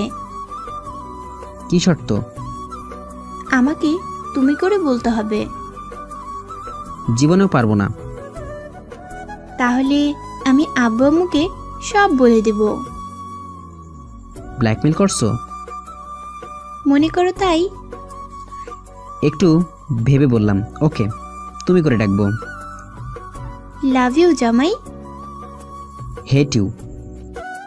ভালোবাসো না? ভালো কেমনে বাসে? জানো না বুঝি। তখন আবার ভাবি আসলো, এসে বলল, আবার কি আরেক রাউন্ড শুরু করে দিলা? মিম এবার লজ্জা পেল। তখন আমি বললাম, না ভাবি। বুঝি বুঝি, এত দেরি লাগে আসতে? আচ্ছা চলো। মিমার আমি নিচে গেলাম। মানুষ দেখতে লাগলো আর বলতে লাগলো, এই বাদর ছেলে এত সুন্দর বউ কীভাবে পেল। বিশ্বাস করেন ভাই, তখন আয়নার সামনে যেতে অনেক ইচ্ছা করছিল আমাকে কোন দিক দিয়ে বাদর লাগে সেটা দেখতে। তারপর একের পর এক সবার দেখা শেষ হলো। আমি খাবার টেবিলে বসে আছি। আজকে এত আইটেম, একের পর এক সব সাবার করছি। এরকম রাজকীয় খাবার আবার খেতে পারবো যখন মিমকে ডিভোর্স দিয়ে আরেকটা বিয়ে করব। ভাবতেই কেমন জানি লাগে। খেয়ে দিয়ে বাইরে গেলাম। বাইরে যেতেই মানুষ বলতে লাগলো, জিতছেন ভাই জিতছেন। একটা আঙ্কেল তো এসেই বলে ফেললো, বন্ধু তুমি আমাকে প্রেমের ক্লাস করাও। আমি ওনার এই কথা শুনে আসমান থেকে পড়লাম। উনি কি পাগল হয়ে গেলেন নাকি? সারাদিন জ্ঞান দেওয়া মানুষটা আমাকে বন্ধু বলতেছে, তাও আবার প্রেমের ক্লাস করাতে আসছে। আমি তখন স্বাভাবিক হয়ে বললাম, আঙ্কেল আপনি মনে হয় অসুস্থ, আপনাকে কি বাসায় দিয়ে আসবো? তখন আঙ্কেল বলে, আরে কিসের আঙ্কেল বলো, এখন থেকে দোস্ত ডাকবা। আমি বলি, কিন্তু কেন? আঙ্কেল বলে, আমি তোমার প্রেমের অভিজ্ঞতা থেকে ফিদা হয়ে গেছি। আমি প্রেম করতে পারছি না, তুমি আমাকে প্রেম করা শেখাও। আঙ্কেল আপনার কথা ভুল হচ্ছে, আপনি যা ভাবছেন আসলে তা না। আঙ্কেল বলে, আমি তোমার বন্ধু, কাছ থেকে সব শুনছি। আর আঙ্কেল না, বন্ধু ডাকবা। ওকে বন্ধু। সারা জীবন কি আজব মায়েরি। আঙ্কেল আসছে আমার বন্ধু হতে। ভাবা যায় এগুলো? আসলে ওনার অনেক শখ লাভ ম্যারেজ করার, বাট লাভ ম্যারেজ করতে পারেনি বলে এখনও বিয়ে করেননি। যতটা প্রেম করছেন ততটাই ছায়া খাইছে, তাই প্রেমের কাছে ক্লাস করতে আসছে। আমি বন্ধুদের কাছে গেলাম, অনেকক্ষণ আড্ডা দিলাম। আড্ডা দিয়ে বাসায় আসলাম। আর যা হলো, আড্ডা শেষ করে আসতেই বিকেল হয়েছে। বাসায় আসার পরে আব্বু বলল, কিরে নবাবজাদা, কোথায় ছিলি? রাজ্য পাহাড়ে দিতে গেছিলাম আব্বু। উফ, রাজ্য পাহারা দিতে গেছিলি? তুই কি কোনোদিন মানুষ হবি না? জি আব্বু, সকালে যখন ফ্রেশ হয়েছিলাম আয়নায় চেহারাটা দেখছিলাম, মানুষের মতো লাগছিল। এখন জানি না কেমন লাগছে। আল্লাহ, আমি এইটা কি জন্ম দিলাম? এত বড় ফাজিল আমার ঘরে কেন হলো? আব্বু, আমি হওয়ার সময় আপনার নিয়তে ত্রুটি ছিল, তাই হবে মেবি। ওই বৌমা, লাঠিটা নিয়ে আসো। মিম দেখি লাঠি নিয়ে আসছে, মনে হয় লাঠি নিয়ে দাঁড়িয়েছিল। আমি আসলেই আব্বুর কাছে লাঠিটা দিবে। তখন মিম আব্বুকে বলল, এই নিন আব্বু লাঠি। দাও, এই হারামজাদাকে লাঠি চাষ ছাড়া ঠিক করা যাবে না। খবরদার আব্বু, উল্টোপাল্টা কিছু করবে না, আমি আম্মুকে বিচার দিব। তোকে মারমু না, তোকে আদর করবো। আয়। কেন? আমি কি এমন করলাম আমার উপরে লাঠি চাষ করতে চাও? এখন কয়টা বাজে? 5:12:13। কয়টা বাজে বাসা থেকে বের হইছিলি? 10টা বাজে। তাই এত দেরি করে যে আসলি? মেয়েটা এখনো কিছু খায়নি। আমি খাওয়ানোর জন্য কত জোর করলাম, বলল আলবি আসলে খাবে, আর তুই এখন আসলি? ওহ, আমি মেয়ের দিকে তাকালাম, দেখি মাথা নিচু করে আছে। যা, ফ্রেশ হয়ে খেতে আয়। লাঠি দিয়ে পাশে বাড়ি দিছে। আচ্ছা যাচ্ছি। লাঠি দিয়ে মারা লাগে? এদিকে আয় তুই, আরেকটা দি। জীবনেও আসবো না তোমার হাতের লাঠির চাষ খেতে। আমি ফ্রেশ হতে আসলাম। একটা জিনিস ভাবতেছি, আচ্ছা মিম কেন আমার জন্য না খেয়ে আছে? দূর, খেয়ে থাকলে কি না খেয়ে থাকলে কি, বাট জিজ্ঞেস করে নিব কেন খাইনি। ফ্রেশ হয়ে খাবার টেবিলে গেলাম। মিম আর আমি একসাথে খাবার খেলাম, একটা কথা বলিনি। আমি রুমে আসলাম, মিমও একটু পরে রুমে আসলো। তখন আমাকে বলল, কোথায় ঘুরো সারাদিন? বউ খুঁজি। আরেকটা বিয়ে করবা? সেটা ভেবে থাকলে ভুলে যাও, কেন? কারণ আমি তোমাকে ভালোবাসি। আমি বেঁচে থাকতে অন্য কারো হতে দিব না। আমিও তোকে না, মানে তোমাকে মেনে নিব না। ভুলে যেও না তুমি কি ছিলা। আমি যাই ছিলাম না কেন, তার জন্য আমি ক্ষমা চাচ্ছি। আমাকে ক্ষমা করে দাও, আমি তো ভালো হয়ে গেছি। আমার কাছে ভুলও নাই, মাপও নাই, সব ঠিক। সব ভুলে যাও, আমি তোমাকে ডিভোর্স দিব। কারণ আমি তোমাকে ঘৃণা করি। যদি আমি তোমার মনে ভালোবাসার সৃষ্টি করতে পারি? যেটা কখনোই পারবে না, কারণ তোমার জন্য শুধু ঘৃণা আছে। সেই ঘৃণাকে ভালোবাসায় পরিণত করব। চেষ্টা চালিয়ে যাও, বাট পারবে না। কয়েকটা দিন ওই আসো। ওকে, যেভাবেই হোক আমাকে পারতেই হবে। বৃথা চেষ্টা করে লাভ নাই, এর চেয়ে অন্য কাউকে পটাও, দেখবা ভবিষ্যতে সুখী হতে পারবা। আমি তোমাকে চাই। জোকস ভালোই বলতে পারো, তা না খেয়েছিলা কেন? জামাইয়ের আগে বউরা খায় না। কে তোমার জামাই? তুমি আমার জামাই। আমি তোমার মতো 12 ভাতারি জামাই হব ভাবলা কেমনে? মন খারাপ করে দিছি, এখনই কান্না করে দিবে। আমি চলে আসলাম। মানুষকে মারা লাগে না, কথা দিয়ে প্রতিশোধ নেওয়া যায়। কথার দ্বারা জীবন্ত মানুষকেও মেরে ফেলা যায়, কিন্তু মিমকে কষ্ট দিলে আমারও খারাপ লাগে। আসে একটা শান্তির হাসি। খারাপ লাগলেও ওকে কষ্ট দিতে অনেক ভালো লাগে, মনে একটা অন্যরকম শান্তি আসে। আমি বন্ধুদের কাছে গেলাম, যেতে আবারও আড্ডা শুরু। আমাদের বেকার মানুষদের একটাই কাজ, আড্ডা দেওয়া। আমাদের আড্ডার টপিক হলো গাছ আগে না বিষ আগে। এসব আজাইরা বিষয় নিয়ে আড্ডা দিতে দিতে ঘন্টা পার করে ঘন্টা কাটিয়ে ফেলি। আড্ডা দিতে অনেক রাত হয়ে গেল। আমি বাসায় চলে আসলাম। আমার ফোনে অনেকগুলো কল আসছে, কিছু আম্মুর মোবাইল থেকে, কিছু আব্বুর মোবাইল থেকে, আর সবচেয়ে বেশি মিমের মোবাইল থেকে। বুঝতেই পারছেন কি বিপদে আসতেছে। দোয়া করেন যেন বেঁচে যাই, আব্বুর কাছ থেকে যেন লাঠি চাষ না খাই। বাসায় চলে আসলাম। আসতে দেখি সবাই ঠান্ডা মাথায় বসে আছে। আমি ভাবতে লাগলাম এদের আবার কি হলো, এত ঠান্ডা মাথায় বসে আছে। আমি আব্বুকে বললাম, কি আব্বু এখনো ঘুমাওনি? না, ঘুমাবো, আগে তুই খেয়ে নে, তোর ব্যবস্থা করে ঘুমাবো। মানে কিসের ব্যবস্থা? এই যে বউ রেখে এত রাতে বাইরে ঘুরে বেড়াস, সেটার ব্যবস্থা। ওহ, মনে মনে ভাবতে লাগলাম মিম কি কিছু বলে দিল নাকি। তখন আবার আব্বু বলল, খেয়ে নে। ওকে আব্বু। সবাই একসাথে খেতে বসছি। খাবার খেতে খেতে ভাবলাম আজকে লাঠি চাষ করলো না কেন? কেননা কোনো কাহিনী আছে। কি কাহিনী হতে পারে? এসব ভাবতে ভাবতে খাওয়া শেষ হলো। আমি রুমের দিকে যাচ্ছি, তখন আব্বু কান টেনে ধরলো আর আমাকে বলতে লাগলো, কিরে, কোথায় যাচ্ছিস? কেন রুমে? তোর রুম তো উইটা না। কোনটা? এই যে রান্নাঘর, ওটা তোর ঘুমানোর জায়গা। কিন্তু কেন? ওই যে লেট করে বাড়িতে আসিস, আজকে থেকে লাঠি দিয়ে মারবো না, রান্নাঘরে ঘুমোতে দিব। আব্বু কি বলো এগুলা? যা সত্যি তাই। 10টার পরে আসলে ওখানেই জায়গা হবে। আব্বু এখন থেকে 10টায় আসবো, এবার রুমে যাই। না, রান্নাঘরে যা। আব্বু এবারের মতো মাফ করে দিন, পরে আসলে না হয় রান্নাঘরে ঘুমাবো। শোন গর্দব, বৌমার জন্য মাফ করে দিলাম। আমি রুমের দিকে যাচ্ছি। বাব্বা, লাঠি চাষ থেকে বড় শান্তি এটা হয়েছে। এখন থেকে 10টায় আসতে হবে।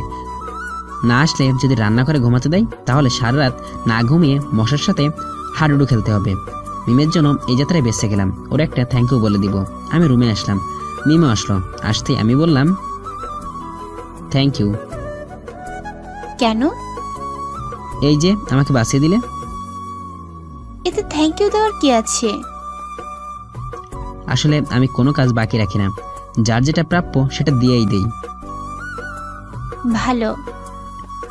তারপর আমি সোফায় আর মিম বিছানায় ঘুমিয়ে পড়লাম। সকালে উঠে ফ্রেশ হয়ে খাবার টেবিলে গেলাম। তখন আব্বু বলল, খাবার খেয়ে রেডি হয়ে নে। কেন? আমি কোথায় যাব? তোর শ্বশুরের সাথে কথা হয়েছে, উনি সব মেনে নিছেন। আজকে যেতে বলছে, সো যা। আমি পারবো না। না পারলে এই বাড়ির বাত বন্ধ। দূর, ভাল লাগে না। আমার এই অবস্থা দেখে মিম খুব খুশি। আমি রুমে আসলাম, শুয়ে আছি। তখন মিম এসে বলল, রেডি হয়ে নাও। পারবো না। না পারলে আব্বুকে ডাকি। না না, লাগবে না, আমি রেডি হচ্ছি। আমার শাড়ির কুচিটা ঠিক করে দাও। আমি কেন দিব? আমি ঠিক করতে পারছি না, দাও না একটু। আমার বোনকে ডেকে দিচ্ছি। তোমার বোনকে ডেকে দিলে আব্বু আম্মুকে বলে দিবে, তখন কেমন হবে? আচ্ছা, দিতাছি। ধুরবাল, কি বিপদে পড়লাম। ওর শাড়ির কুচি ঠিক করে দিলাম। যদিও কোনো ইচ্ছা ছিল না, তারপরেও শ্বশুর বাড়ির দিকে রওনা দিলাম। আর রাস্তায় যা হলো তা হলো, গাড়িতে বসে আছি। মিম বলল, খাবার নিয়ে আসো। আমার কাছে টাকা নেই। ওকে নাও, টাকা দিলাম, যাও নিয়ে আসো। আমি কি তোমার চাকর? চাকর হবা কেন? তুমি আমার লক্ষ্মী জামাই। লাভ ইউ সোনা।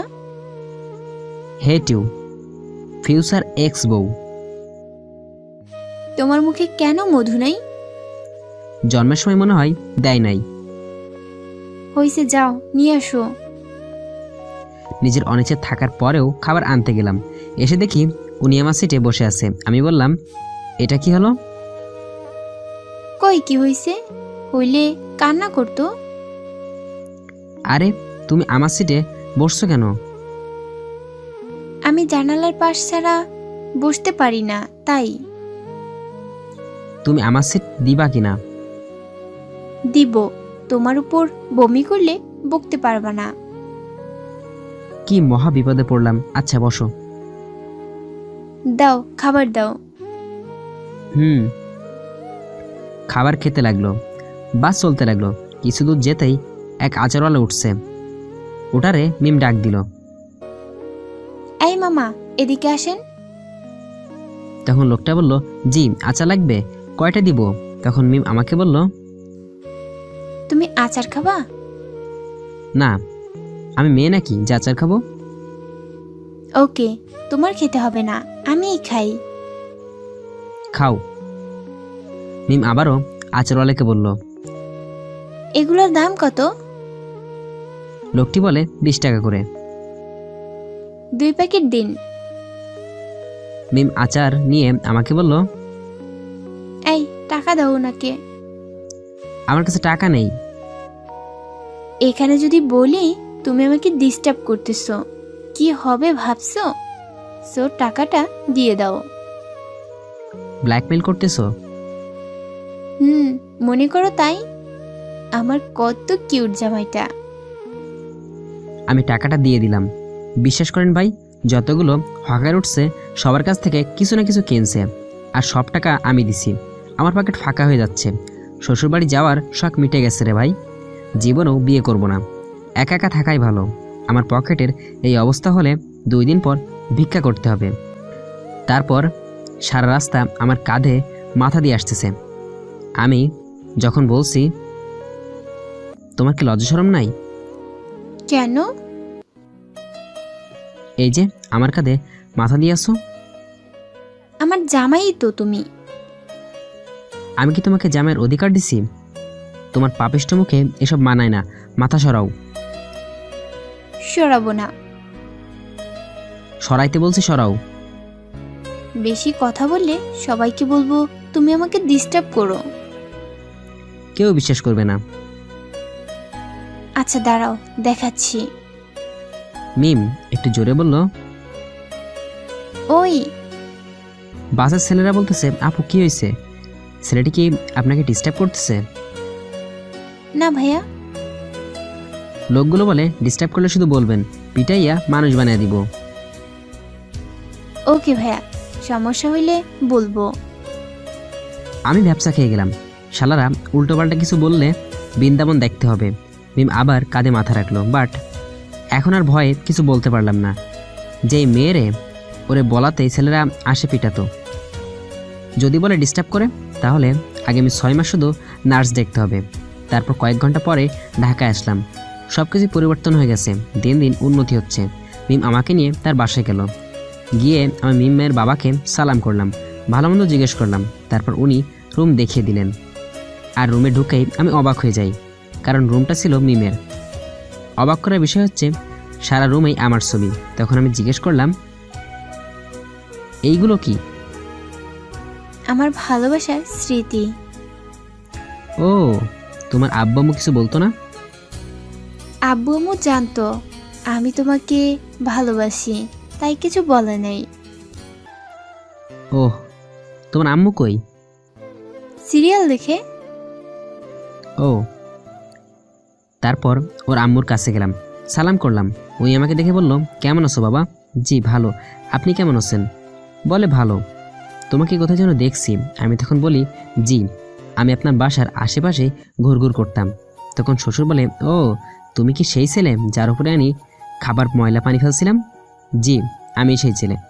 আসলে মিমের পিছনে যখন ঘুরঘুর করতাম তখন একদিনও ওর নিচে দাঁড়িয়েছিলাম, আর তখন মিমের আম্মু নোংরা পানি ফেলছিল। আমি সেখান থেকে উসাইন বোল্টের থেকে বেশি স্পিডে দৌড়ে বাসায় আসছিলাম।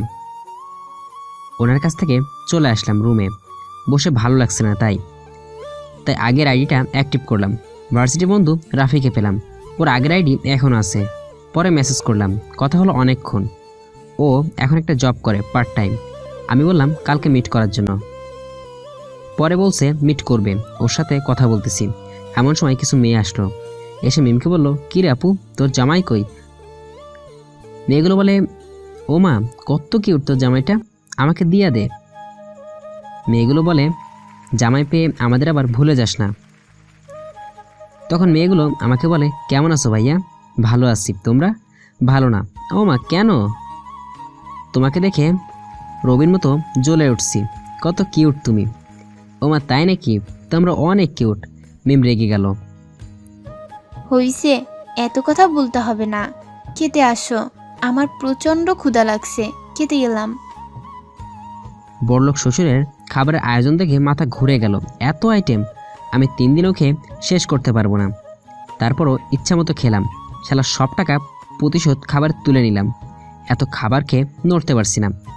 লোভে খাদ্যই বাস। এখন বুঝতে পারছি, মোরে বাঁচাও আল্লাহ, আর জীবনও এত খাবার খাবো না। খাবারের লোভ করবো না। রাতে শুয়ে আছি, মিমের রুমে সোফা নাই। আমি এখন কোথায় ঘুমাবো?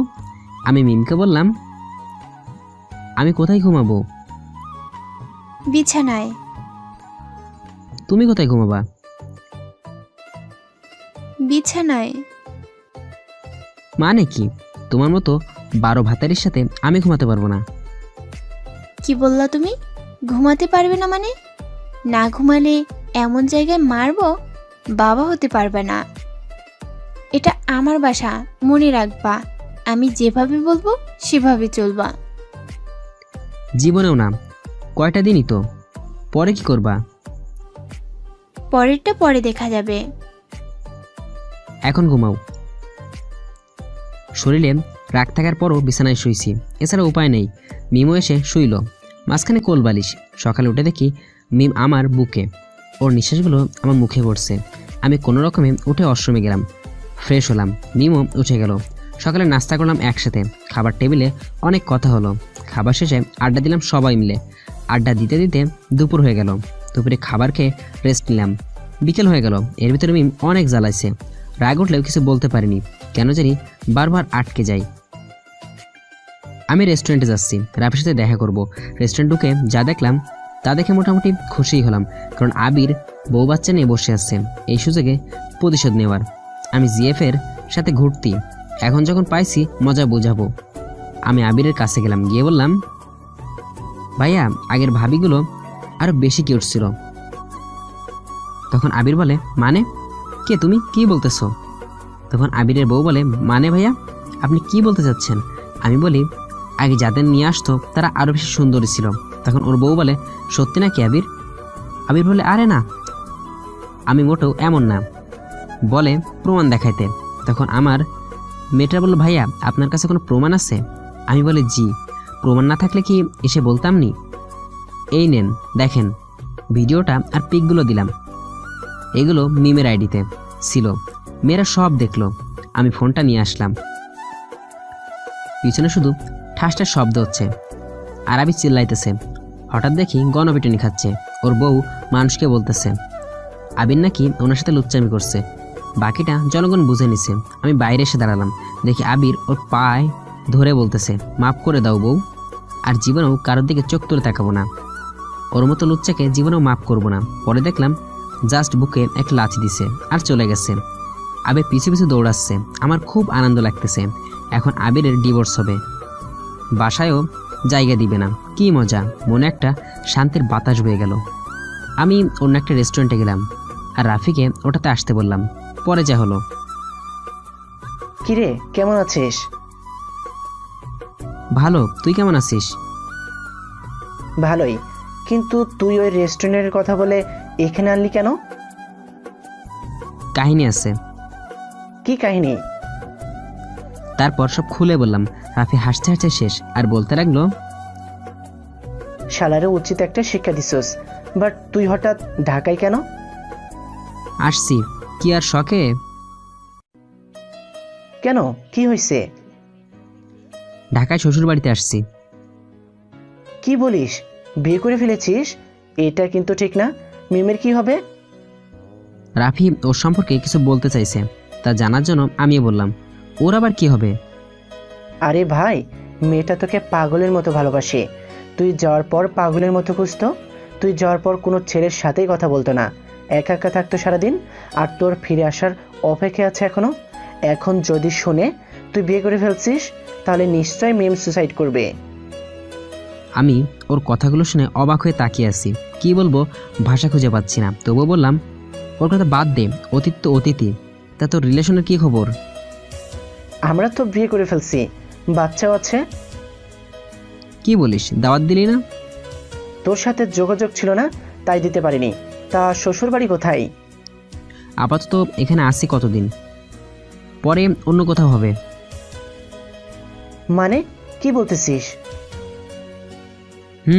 যাকে বিয়ে করছি তাকে কিছুদিনের মধ্যে ডিভোর্স দিয়ে দেবো। কেন, কি করছে ভাবি? ডিভোর্স দিবি কেন? আর মেয়েটাকে? মেয়েটা আর কেউ না, আমার এক্স গপ মিম। কি বলিস ভাই, তুই তো গাঁজা খাইতি না, এখন কি খেয়ে আসছিস নাকি? বেটা, আমি এগুলো খাই না। তাহলে শোন। বল। তারপর সব বললাম কিভাবে কি হয়েছে। তবু রাফি বিশ্বাস করে না, আমাকে বলে, তুই আমাকে বোকা ভাবছিস? যেভাবে বলবি সেভাবে বিশ্বাস করব। মিম সেখানে যাবে কেন? আরে শালা, ওখানে ওর মামার বাড়ি, আর আমি ওকে ডিভোর্স দিয়ে দিব। আমার বিশ্বাস হয় না, প্রমাণ দেখা। ওকে। কাবিনের কাগজ একটা পিক ছিল মোবাইলে ওঠানো, ওটা দেখালাম। পরে রাফি দেখে বলল, তুই মাসে কত টাকা কামাই করিস? একটু ভাব নিয়ে বললাম, 1 টাকাও না। তোর বাবার কত টাকা আছে? সব মিলিয়ে 8-10 কোটি হবে। কিন্তু কেন? আস্তে আস্তে লাইন আসতেছি, ওয়েট কর। তোর বিয়ের কাবিন কত? কেন, 10 লাখ টাকা মাত্র। তাই রে, এটা ভালো করে দেখ। এটা দেখে আমার মাথাটা ঘুরে গেল।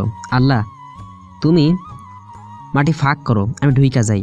এই জীবনে আমি আর রাখুমনি, কারণ শালার পোলারা কাবিন 10 লাখ টাকা লিখতে গিয়ে 10 কোটি লিখে ফেলছে। আমার বাবার পুরো সম্পত্তি বিক্রি করলেও হবে না। আল্লাহ, আমার জীবনটা শেষ, আমি কি করব এখন? তখন রাফি আবার বলল, কিরে, ডিভোর্স দিবি না? শালা, এখন মজা নিচ্ছ? এত টাকা কেমনে দিব? কি করব আমি? একটা কাজ কর। কি কাজ? তুই ওকে মেনে নে। জীবনেও না, মরে গেলেও মেনে নিব না। তারপর রাফি অনেকক্ষণ বুঝাইছে। আমি শেষে ভেবে দেখলাম ওকে মেনে নেওয়াই উচিত। ও তো এখন ভালো হয়ে গেছে, বাট এত সহজে না। আগে অপমান করব, ইগনোর করব, কষ্ট দিব, পরে মেনে নিব, যাতে বুঝে আমাকে কষ্ট দিচ্ছে। আমি আরও কিছুক্ষণ রাফির সাথে আড্ডা দিলাম। পরে আমি বাসার দিকে রওনা দিলাম। রাফিও চলে গেল। আমি বাসায় ঢুকতেই মিম বলল, কোথায় গেছিলা? মেয়ে দেখতে গেছিলাম। তা কয়টা দেখছো? অনেকগুলো, কত কিউট। কিউট তাই না? এমন জায়গায় তোরে মারবো, বাবা হতে পারবি না। আর কোনো মেয়ের দিকে তাকালে চোখ তুলে ফেলবো। আমি আমার মতো চলতে ভালোবাসি। তুমি বলার কে? তুমি আজকে আসো, কালকে নেই। সাইডে যাও, ভিতরে যাব। আমি রুমে চলে আসলাম। মিম ওখানে দাঁড়িয়ে ভাবতেছে, ও এমন হলো কেন? আগে তো কত ভালো ছিল। ও কেন বারবার বলে আমি দূরে চলে যাব? আমি তো ওকে ভালোবাসি, বুঝে না কেন? এসব ভাবতে ভাবতে মিম দরজা লাগিয়ে রুমে আসলো। এসে দেখে আমি ওর বোনের সাথে গল্প করতেছি, আর এমন গল্প করতেছি যা শুনে মিম রেগে গেল, কারণ গল্পগুলো এমন ছিল। আরে ভাইয়া, শুয়ে আছেন যে, ক্লান্ত নাকি? না গো, এখনো ক্লান্ত হয়নি, তবে পরে হতে পারি। আপনি কত কিউট। আপু যদি আপনাকে বিয়ে না করতো আমি করে ফেলতাম। আমিও। তোমাকে আমার পছন্দ হয়েছে। তোমার ডাইনি আপু তো থেকে তুমি কত লক্ষ্মী, আমিও তোমাকে বিয়ে করে নিতাম গো। যা, কি যে বলেন না ভাইয়া, বিশ্বাস করো, তোমরা তো লক্ষ্মী মেয়ে হারিকেন জ্বালায় খুঁজতেছি, কিন্তু পাইনি। হারিকেন জ্বালায় খুঁজছেন তাই পাননি, যদি এনার্জি বাল্ব দিয়ে খুঁজতেন তাহলে পেতেন। আরে এনার্জি বাল্বের দাম বেশি, তাই কিনে খুঁজতে পারিনি। না ভাইয়া, প্রতি পিস এনার্জি বাল্ব মাত্র 100 টাকা। ও তাই বলো, যা হওয়ার হয়েছে, এখন আর কি করা। কপালটাই খারাপ। আর মিম সব কথাগুলো শুনছে, শুনে তেড়ে আসছে, আর ওর বোনের কান ধরে বলতেছে, কিরে, বিয়ে করার শখ হয়েছে? বোন বলে, আরে আপু আমি তো মজা করছিলাম, কান ছাড়ো, ব্যথা পাচ্ছি। তোর মজা ছুটাচ্ছি, দাঁড়া, তোর বাবাকে বলে বিয়ের ব্যবস্থা করতেছি। বোন বলল, না আপু না, আমি এখন বিয়ে করব না। সেটা কথা বলে পরেই দেখা যাবে, এখন তুই রুম থেকে যা। আর আমার কলিজার দিকে চোখ তুলে তাকালে বটি দিয়ে তোর চোখ তুলে ফেলবো। বোন বলে, তাকাতে ঠেকে নাই আমার, তোমার চাপ তুমিই দেখো। যা, তাকাবি না, তাকালে চোখ তুলে ফেলবো। মিমের বোন ভেংসি কেটে চলে গেল। আমি বোকার মতো তাকিয়ে আছি, বলতে গেলে নীরব দর্শক। মিম তখন আমাকে বলল, কি গো, বিয়ে করার শখ জাগছে? একটা দিয়ে হয় না তো, তাই। মিম অনেকটা মায়াভরা চোখে তাকিয়ে বলল, আমাকে কষ্ট দিতে তোমার ভালো লাগে? আমি তার ওই চোখের দিকে তাকাই নাই, না তাকিয়েই বললাম, মানুষ তার কষ্টের জন্য নিজেকে দায়ী থাকে, যে যেরকম করবে তার সাথে ঠিক সেই রকমই হবে। ও, আমি তো ভুলের জন্য ক্ষমা চাইছি। ক্ষমা তো কবেই করে দিয়েছি। আমি রুম থেকে বাইরে চলে আসলাম, ছাদে বসে আছি, অনেকটা রাত হয়ে গেছে। তখন মিম আসলো আবার। এখানে বসে কি করো? ভাবতেছি। কি ভাবতেছো? এই যে আকাশটা অনেক মেঘলা। ভালো। আব্বু আম্মু বসে আছে, খেতে চলো। চলো। তারপর টেবিলে গেলাম, অনেক কথা হলো। মিমের বাবা জিজ্ঞেস করলো, এখানে থাকতে কোনো অসুবিধা হচ্ছে নাকি? আমি বলছি, না, কোনো অসুবিধা হয়নি, ভালোই লাগতেছে। তারপর খাওয়া শেষ করে রুমে চলে আসলাম, শুয়ে আছি। একটু পরে মিমো আসলো, এসে শুয়ে পড়লো, বলল, বউ থাকতে কোলবালিশ লাগে? আমার তো বউ নাই, তাই কোলবালিশ লাগে। তাহলে আমি কে? আরে তুমি তো ক্ষণিকের জন্য, আজকে আসো কালকে নেই। ও। মিম চুপচাপ হয়ে গেল, আমিও আর কথা বললাম না, ঘুমিয়ে পড়লাম। কিছুক্ষণ পরে মিমও ঘুমিয়ে পড়লো। সকালে মিম আমার আগেই উঠছে, আমার জন্য চা বানিয়ে নিয়ে আসছে, আর আমাকে ডাকতেছে, ওগো ওঠো, তোমার জন্য চা বানিয়ে নিয়ে আসছি। আম্মু যাও তো, ঘুমাবো। আমি তোমার আম্মু না, তোমার বউ। ওর ডাক শুনে উঠলাম, আর আগে যখন আম্মু তুলে দিত তাই ঘুমের ভেতরে ভাবছি আম্মুই ডাকতেছে। পরে মিম বলল, তোমার জন্য চা বানিয়ে নিয়ে আসছি, খেয়ে নাও।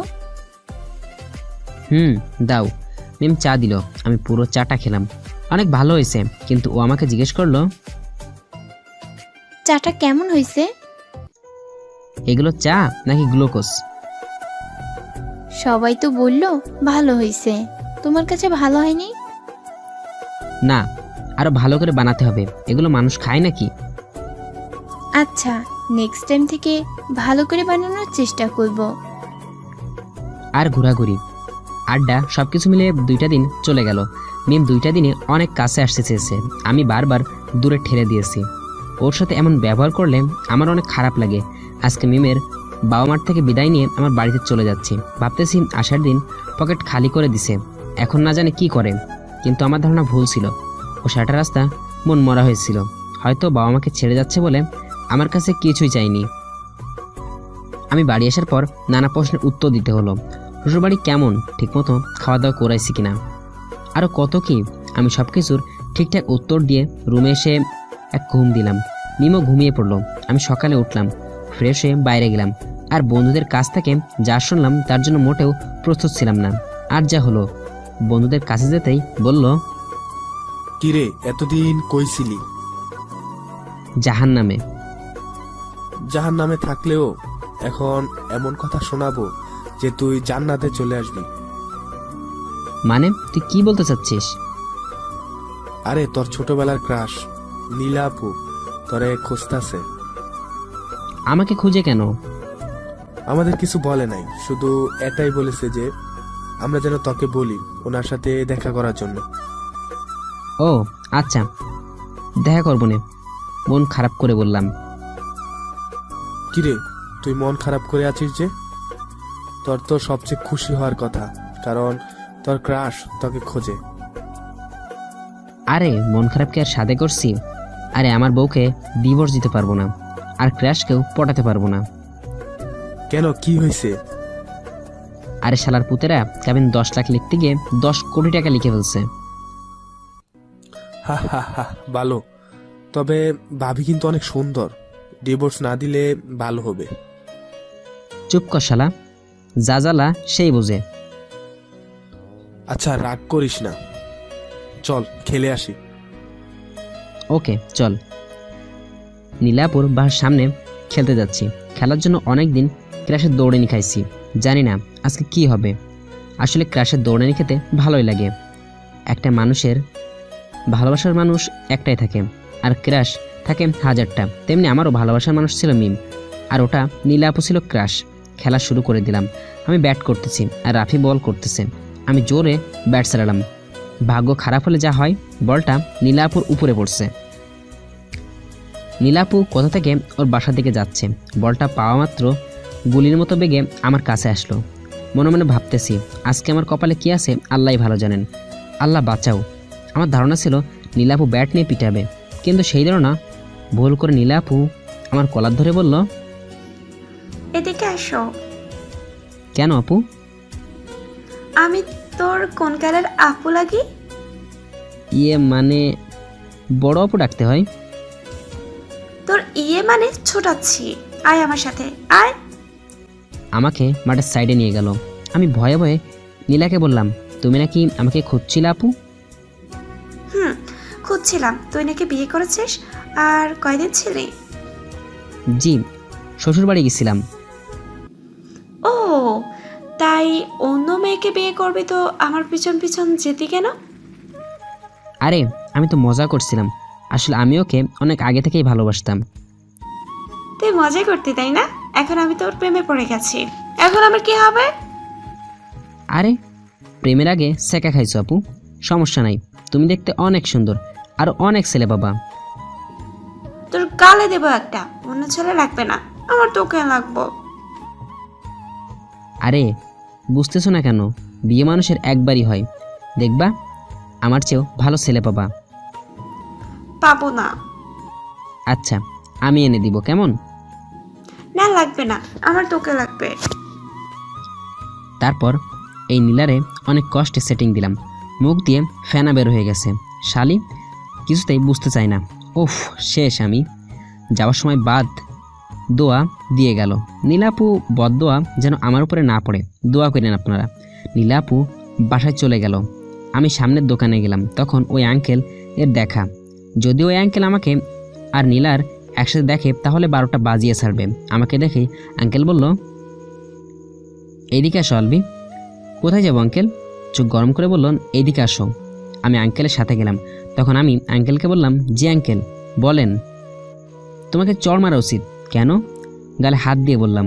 আঙ্কেল বলে, কতবার বলছি আমাকে দোস্ত বলে ডাকবা, আর তুমি কিনা আঙ্কেল ডাকো আমার সাথে। কি আঙ্কেল ডাকা যায়? আচ্ছা এখন থেকে দোস্ত বলে ডাকবো। মনে থাকে যেন। তা দোস্ত আমাকে ডাকলা কেন? দোস্ত আমি তো প্রেমে পড়ে গেছি। কি বলো দোস্ত, কখন পড়লা? কোমর ব্যথা পাওনি তো? আর ওই পড়া না বোকা, আমি প্রেমে পড়েছি। আমি বলি, তাই নাকি বন্ধু? কার প্রেমে পড়লা? নীলার প্রেমে পড়ছি। দোস্ত একটু সেটিং করে দাও না বন্ধু। ওই মেয়ের পিছনে অনেক ছেলের লাইন দিয়ে আছে। কীভাবে সেটিং করে দিব বলো? আমি জানি তুমি পারবা, দাও না একটু প্লিজ বন্ধু, প্লিজ। আরে মানে প্রেমের বিষয় যেহেতু খরচপাতিও আছে। ও টাকা লাগবে, তাই তো। মানিব্যাগ বের করে বলল। আমি মানিব্যাগটা দিয়ে বললাম, আরে দেন দেন, এত কিছু ভাবা লাগবে না, কাজ হয়ে যাবে। সবটা নিয়ে নিবা? সবটাই দিয়ে দিন, তাড়াতাড়ি কাজ হবে। আচ্ছা 2 টাকা দাও। কেন? 2 টাকা দিয়ে কী করবা? 2 চকলেট খাবো। ওরে স্যাসলা, তুই আসিস প্রেম করতে, প্রেমের পরে কি খাবি কে জানে, মনে মনে বললাম। তারপর আঙ্কেলকে 2 টাকা দিয়ে দিলাম। নিজেকে অ্যাভারেজ বিজয়ীর মতো লাগতেছে। এই লোকের পকেট থেকে এত টাকা বের হতো না আর কি না। আমি ওর মানিব্যাগ হাতে নিলাম, খুশি মনে বাসায় চলে গেলাম। বাসায় যেতেই আব্বু বলল, কিরে কই থাকিস সারাদিন? আসলে সবার খোঁজখবর রাখা শুরু করছি, সামনে ইলেকশন করব। ওহ ভালো, যা বাজার করে নিয়ে আয়। কি বললাম? আমি বাজার করব কেন? কাজের লোক কই? কাজের লোক সব বিদায়। কেন বিদায় করছে কেন? কারণ তোর মতো এত দামড়া পোলা থাকতে কাজের লোক রাখার মানেই হয় না। ভালো তো, আমি এসব বাজার টাজার করতে পারবো না। না করতে পারলে বাসার ভাত পাবি না। দূর, তোমার মাথায় এসব ভূত কে চাপাইছে? কেউ না, যা বলছি তাই কর। পরে বাজার করতে চলে গেলাম। যা পারছি বাজার করছি।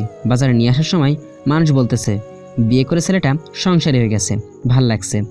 আরও নানা কথা শুনে রুমে ঢুকলাম। রুমে ঢুকতেই মিম বলল, কোথায় ছিলা? ওই যে এগুলো নিয়ে পার্কে গেছিলাম।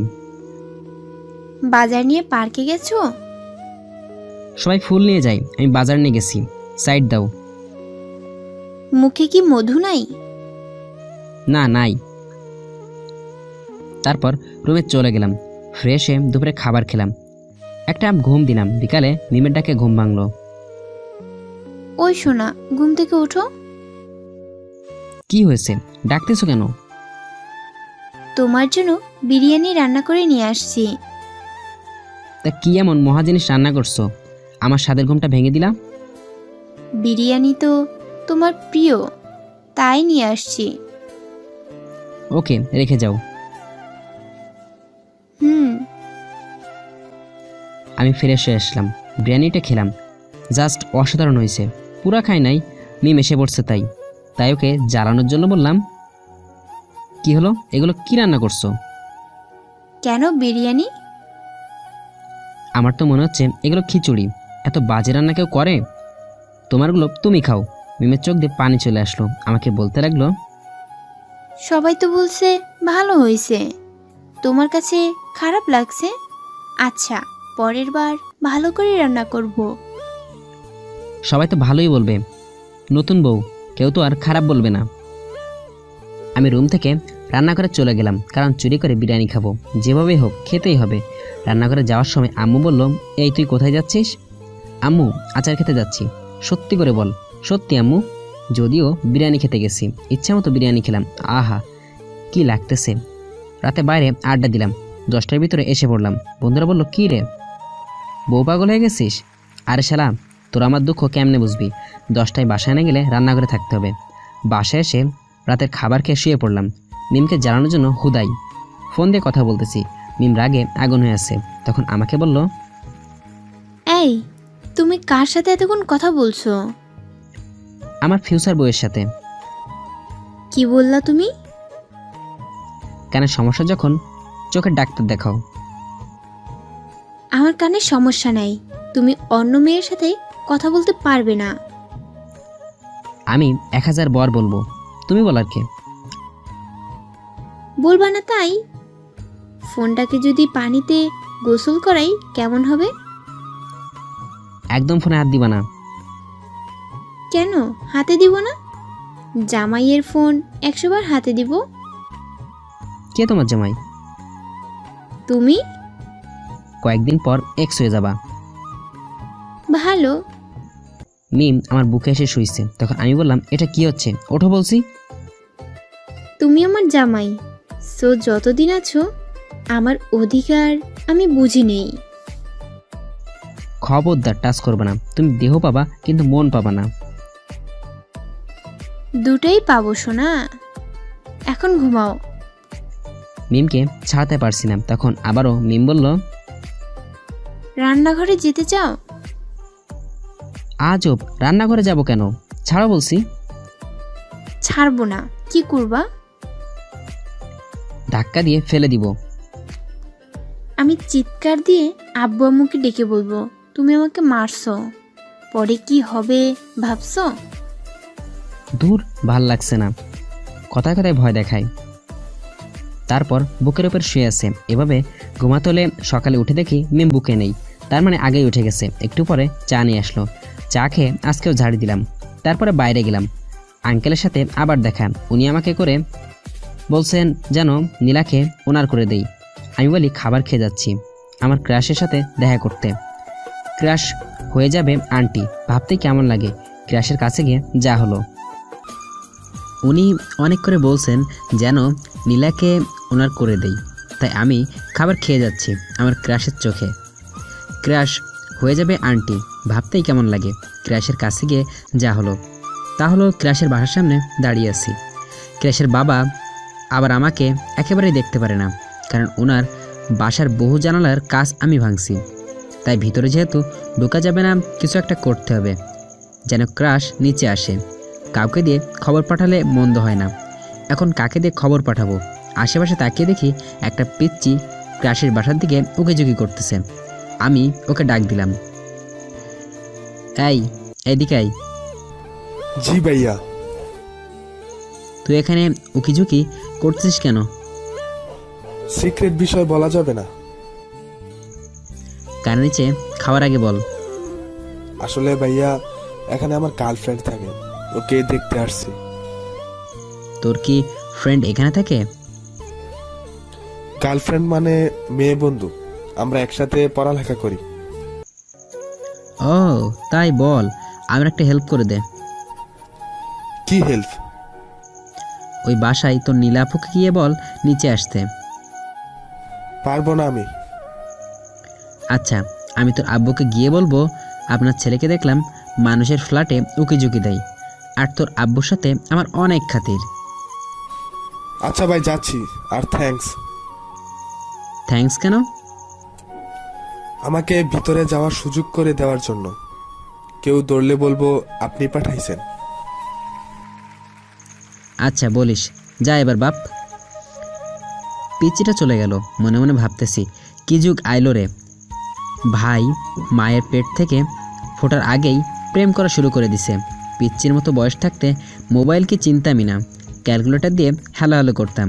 না, এভাবে চলতে থাকলে আগামী 100 বছর পর শোনা যাবে মায়ের পেটের গর্ভ অবস্থায় থাকা ছেলের জন্য সুন্দর গপ ম্যানেজ করে না পারাই ছেলে আর পৃথিবীর মুখ দেখল না, পরপারে চলে গেল। আমি দাঁড়িয়ে এসব ভাবতেছি। আমার ক্রাশ নীলা আপু এদিকে আসতেছে, যেন আগে ক্রাশ আপুই ছিল, এখন থেকে ক্রাশ আন্টি হয়ে যাবে। ক্রাশ আন্টি আমার কাছে আসতেই আমি বললাম, আসসালামু আলাইকুম আন্টি। ও মা গো, আমার গালটা গেল। এত জোরে কেউ মারে?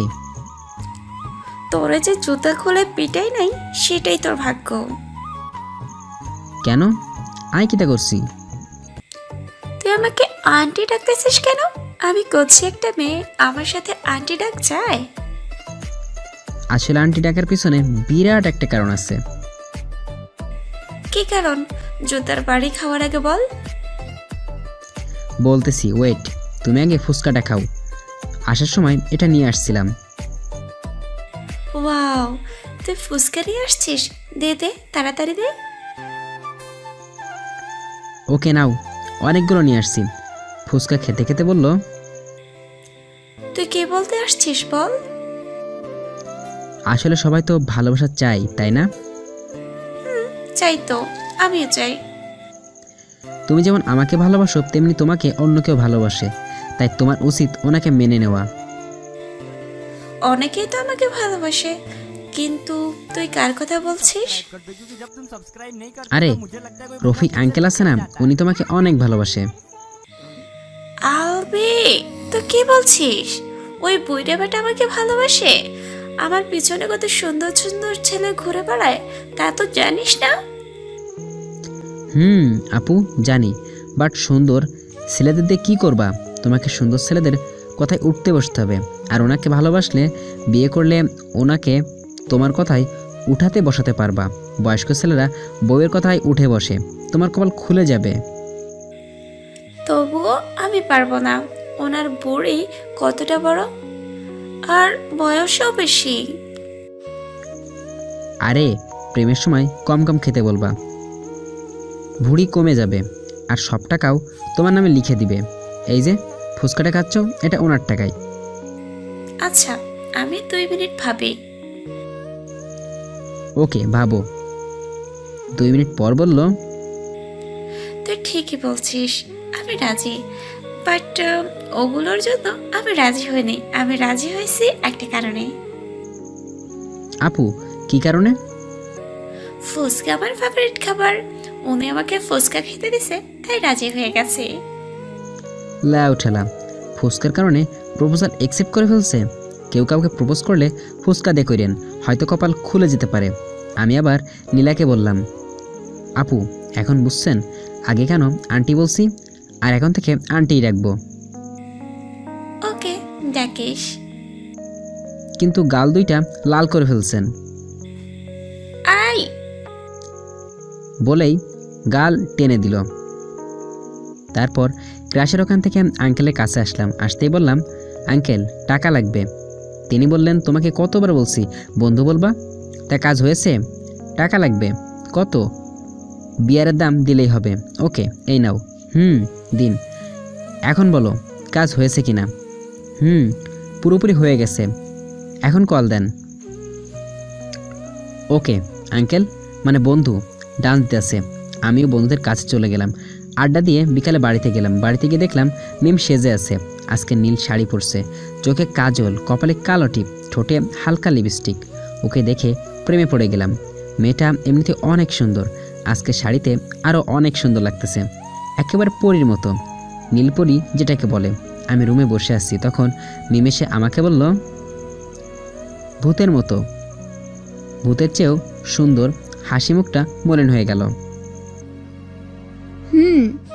আমি তো ভূতের মতোই। আজকের দিনেই তুমি আমাকে প্রপোজ করছিলা, মনে আছে? তাই আজকে শাড়িটা পরছিলাম। আচ্ছা খুলে ফেলবো। আগে তো খুব বলতা স্পেশাল দিনগুলোতে শাড়ি পরবা। আমি কি জানতাম নাকি শাড়িতে ভূতের মতো লাগে? মিম কান্না করে চলে গেল। আমারও কষ্ট হলো, কারণ ওকে কষ্ট দিলে আমার অনেক কষ্ট লাগে, হয়তো ভালোবাসতাম বলেই। আর আমাদের দিন এভাবেই যেতে লাগলো। মিম আমাকে অনেক কেয়ার করে, বাট আমি মিমকে অনেক অবহেলা করি, জাস্ট ওকে কষ্ট দেওয়ার জন্য। ওকে নানাভাবে অপমান করি। ইদানিং মিমের চেহারাটা আগের মতো নেই। আমার সাথে কথা বললেই অপমান করি। রাতে হুদাই কল দিয়ে কথা বলি, যাতে মিম বুঝে প্রিয়জন রেখে অন্যজনের সাথে কথা বললে কতটা কষ্ট হয়। রাতে বুকে মাথা রেখে ঘুমাতে চাইলে দূরে ঠেলে দেই, অনেক কষ্ট দেই, অনেক ইগনোর করি, আগের মতো বেশি কথা বলি না। এইসব করে যে আমার কষ্ট হয়নি তা কিন্তু না, আমারও অনেক কষ্ট হয়েছে। দেখতে দেখতে 4টা মাস চলে গেছে। আব্বু আম্মু কিছুটা বুঝতে ফেলেছে আমাদের সম্পর্কটা। এরপরে আমার অনেক জ্বর হয়েছিল। মিম সারাটা রাত না ঘুমিয়ে আমার মাথায় পানি দিছে। যতদিন জ্বর ছিল একটা রাতও ভালো করে ঘুমায়নি, সারাটা রাত নির্ঘুম ছিল। সকালে যখন আমার ঘুম ভাঙতো তখন দেখতাম মিম আমার মাথার পাশে বসে ঘুমাচ্ছে। কি জানি কী কারণে আমি ঘুম ভাঙার সাথে সাথেই মিমের ঘুম ভেঙে যেত, আবার আমার সেবা যত্ন শুরু করতো। কিছুদিনের মধ্যে সুস্থ হয়ে উঠি। এর মাঝে ক্রাশের আঙ্কেলের অনেক ঝগড়া হতো, সেগুলো সলভ করে দিতাম। মাঝে মাঝে ক্রাশের চড়ও খাইতে হয়েছে। বিকালে নদীর পাশে বসে আছি, ভাবতেছি মিমকে মেনে নিব, কিন্তু কোন দিন মেনে নেওয়া যায়। পাইছি, মিমকে আমার জন্মদিনেই মেনে নিব। এর আগে কঠোর হয়ে থাকবো, এর ভিতরে একটু শাস্তি দেই, বুঝুক আমাকে কতটা কষ্ট হয়েছিল। অবশ্য অনেকটা বুঝতে পারছে। অনেক অপমান করছি, শুধু একটা কথাই বলতো, যতই অপমান করো আমি কখনোই ছেড়ে যাব না। এর ভিতরে একটা কাহিনী হয়েছে। আজকে সেই কাঙ্ক্ষিত দিনটা এসে পড়লো। আজকে আমার জন্মদিন। আমার জন্মদিনে মিম রাতেই উইশ করলো। আমি কিছু না বলে ঘুমিয়ে পড়লাম। ঘুম থেকে উঠে যা হলো তা হলো, সকালে বাইরে গেলাম, বন্ধুদের সাথে বসে আছি, সবাই আমাকে শুদ্ধ ভাষায় উইশ করলাম। শুদ্ধ ভাষা বলতে এগুলো বুঝছেন, হ্যাপি পয়দা দিবস, হ্যাপি ডাউনলোড ডে। আর বন্ধুরা বলতে লাগলো, দোস্ত আজকে পার্টি দিতে হবে, আমার কিডনি দুইটা বিক্রি করে দে। বন্ধুরা বলে, কেন? আমার কাছে একটা টাকাও নাই, বাংলাদেশে 2টা ফকির থাকলে আমি তার মধ্যে অন্যতম। বন্ধুরা বলে, আচ্ছা থাকলেও তো তুই দিবি না। সবাই মন খারাপ করে বলল, আচ্ছা যা দিব, রাতে পার্টি হবে। তারপর অনেকক্ষণ আড্ডা দিলাম। পরে আঙ্কেল ফোন, এই আলভি কই তুমি? কেন, কী হয়েছে? তোমার আন্টি রাগ করছে। রাগ ভাঙাতে পারছি না আঙ্কেল, আজকের মতো আমাকে মাফ করেন। আজকে আমার পয়দা দিবসে চাই না আপনার গফের চড় খাইতে, প্লিজ আলভি, না হলে আমি মরে যাব। চিঠি লিখে যাব, আমার মরার জন্য আলভি প্লাস নীলা দায়ী, 2 জন মিয়া। আমার সাথে কথা বলাটাই ভুল, কি জন্য যে আপনাকে লাইন দাঁড় করাই দিছিলাম। আচ্ছা যাচ্ছি, সুন্দরভাবে বুঝাইও। ওকে। বন্ধুদের কাছ থেকে বিদায় নিয়ে নীলা বাসার সামনে গেলাম। সুখে থাকলে ভূতে কিলাই, এখন হারে হারে টের পাচ্ছি। নীলা আন্টিকে কল দিলাম। Hello aunty. হ্যালো, কে যেন কল দিছিস বল? আজকে আমার ডাউনলোড দিবস, happy birthday to me. Okay, happy birthday.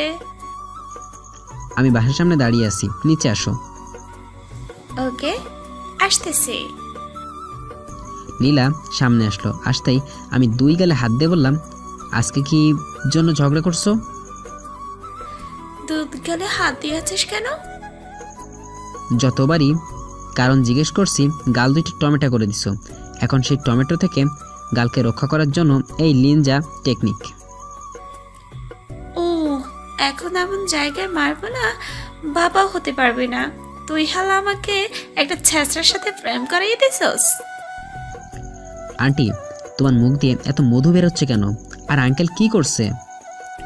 আরে গেছি রেস্টুরেন্টে, বলে আমি কেন এত আটা ময়দা মেখে আসছি, উনি আমার মেকআপকে অপমান করছে, তাই ব্রেকআপ করে দিছি। আরে আন্টি, তুমি ন্যাচারাল, অনেক সুন্দর। মেকআপ করলে কেমন জানি লাগে। মেকআপ ছাড়া যে চেহারা তোমার, যে কোনো ছেলে প্রেমে পড়ে যাবে। ও মা, সত্যি বলছিস? আন্টি, আঙ্কেল তো তোমার ভালোর জন্যই বলছে। কথাটা অবশ্য বন্ধ বলিসনি, আসলে লোকটা ছেঁচড়া হলেও আমাকে অনেক ভালোবাসে, তখন তোর মতো বুঝিয়ে বললেই হতো। আসলে অতিরিক্ত ভালোবাসার ফলে সব গুলিয়ে ফেলে, এটা বলতে গিয়ে আরেকটা বলে। আচ্ছা আমি কল দেব নে, তুই বুইড়াটাকে কিছু শিখাইছস? লে হালুয়া, নিজের বয়ফ্রেন্ডকে বুইয়া বলে? আমি বাসায় চলে আসলাম, ফ্রেশ হয়ে খেয়ে ঘুম দিলাম। বিকালে উঠলাম, বিকালে বসে ভাবতেছি আজকে মিমকে যেহেতু মেনে নিব, তার জন্য কিছু গিফট কেনা দরকার। যাই গিফট কিনে আসি। মার্কেটে গেলাম, একা একা ঘুরতেছি, কী কিনবো বুঝতেছি না। তখন ঘুরতে ঘুরতে রাফির বোনের সাথে দেখা, দেখে আমাকে বলল ভাইয়া। আমার কলিজাটা স্যাত করে উঠলো, এত মধুসূরে কে আমাকে ভাইয়া ডাকলো। আশেপাশে তাকাচ্ছি, এই যে এখানে আমি, এই যে এখানে আমি। ও, রাফির বোনকে দেখতে পেলাম, কাছে গিয়ে বললাম, তুমি কি করো? আরে ভাইয়া, আমি মার্কেট করতে আসছি। আপনি কি জন্য আসছেন? আমি তোমার ভাবির জন্য গিফট কিনতে আসছি। ও ভালোই, তাই এভাবে ঘোরাঘুরি করছেন কেন? কিছুই তো কিনলেন না। আরে পছন্দ করতে পারছি না। ছোটো বোন, যদি কিছু মনে না করো, আমাকে হেল্প করো একটু। আচ্ছা ভাইয়া আসেন, আমি পছন্দ করে দিচ্ছি। ধন্যবাদ ছোটো বোন। ধন্যবাদ লাগবে না। মেয়েটা অনেক কিছু পছন্দ করে দিছে, একটা নীল শাড়ি কিনলো, নীল চুড়ি, নুপুর আর কত কি। এগুলো কেনার সময় অনেক হাসাহাসি করছিলাম। এটা মিম দেখে ফেলছে। মিমও আমার জন্য গিফট কিনে মার্কেটে আসছিল। মিম যে আমাকে দেখে ফেলেছে, আমি তখন মিমকে দেখি নাই। মিম আমাকে অন্য মেয়ের সাথে দেখে বাসায় চলে গেল। ওখান থেকে কাউকে কিছু না বলে ঢাকায় চলে গেল। আমি এদিকে হাসি মুখে মিমের জন্য গিফট কিনে যাচ্ছি, কারণ আজকে রাতে সব দুঃখ দূর হয়ে যাবে। অনেকগুলো গিফট কিনে ফেলছি। আমি ছোটো বোনকেও একটা শাড়ি গিফট করলাম, কারণ অনেক কষ্ট করছে আমার সাথে। শাড়ি পাওয়াতে মেয়েটা অনেক খুশি হলো। আমি গিফটগুলো একটা জায়গায় রেখে দিলাম। এখন বাসায় নিয়ে যাওয়া যাবে না, রাতে দিব, আর বুকটা টেনে নিব। রাতে বন্ধুদের সাথে পার্টি শেষ করে বাসায় গেলাম গিফট নিয়ে। বাসায় যাওয়ার পর কাজের ছেলেটা দরজা খুলে দিল। আমি একটু অবাক হয়ে গেছি, কারণ মিম সবসময় দরজা খুলে দিত, আমি যতই দেরি করেই ফিরতাম না কেন। আমি মনে মনে ভাবলাম হয়তো অসুস্থ, তাই রুমে শুয়ে আছে। আমি হাসি মুখে রুমে গেলাম। রুমে গিয়ে মিমকে পেলাম না। ডাক দিলাম, মিম, আই মিম। কোনো সাড়া শব্দ পাচ্ছি না। আব্বু আম্মু কোনো কথা বলছে না। আমার চোখ গেল বিছানায়। বিছানাতে একটা চিঠি পেলাম। মনে মনে ভাবলাম হয়তো সারপ্রাইজ দিবে, হয়তো চিঠিটাতে লেখা আছে ছাদে আসো। আমি হাসি মুখে চিঠিটা খুললাম। চিঠিটা পড়া মাত্রই অচানক অভিমান এসে ভর করলো, কারণ চিঠিটাতে লেখা ছিল, জন্মদিনের শুভেচ্ছা নিও। যখন তুমি এই চিঠিটা পড়বে আমি তোমার থেকে অনেক দূরে। তুমি তো এটাই চেয়েছিলে আমি যেন তোমাকে ছেড়ে চলে যাই। খুব বিরক্ত ছিল আমার উপর, আর কখনো বিরক্ত করব না। আজকে যখন দেখলাম তুমি অন্য মেয়ের হাত ধরে মার্কেটে ঘুরছো, তখন অনেক কষ্ট হয়েছিল। আমি তোমাকে অন্য কারোর সাথে সহ্য করতে পারি না। আসলে তুমি আমার সাথে সুখী ছিল না, তোমার মনে ভালোবাসা জন্মাতে পারিনি, তাই অন্য মেয়ের হাত ধরে ঘুরে বেড়াও। তোমার মূল্যবান সময় করেছি। এই সময় তো মেয়েটার সাথে ফোনে কথা বলতা, আজকেই শেষ। আর কখনো তোমার সামনে আসবো না, ডিস্টার্ব করব না, সারাটা দিনের হিসাব চাইবো না। জানো, অনেক প্ল্যান করে বিয়ে করেছিলাম, বাট সফল হতে পারলাম না। পুলিশ অফিসারটা আমার খালাতো ভাই ছিল।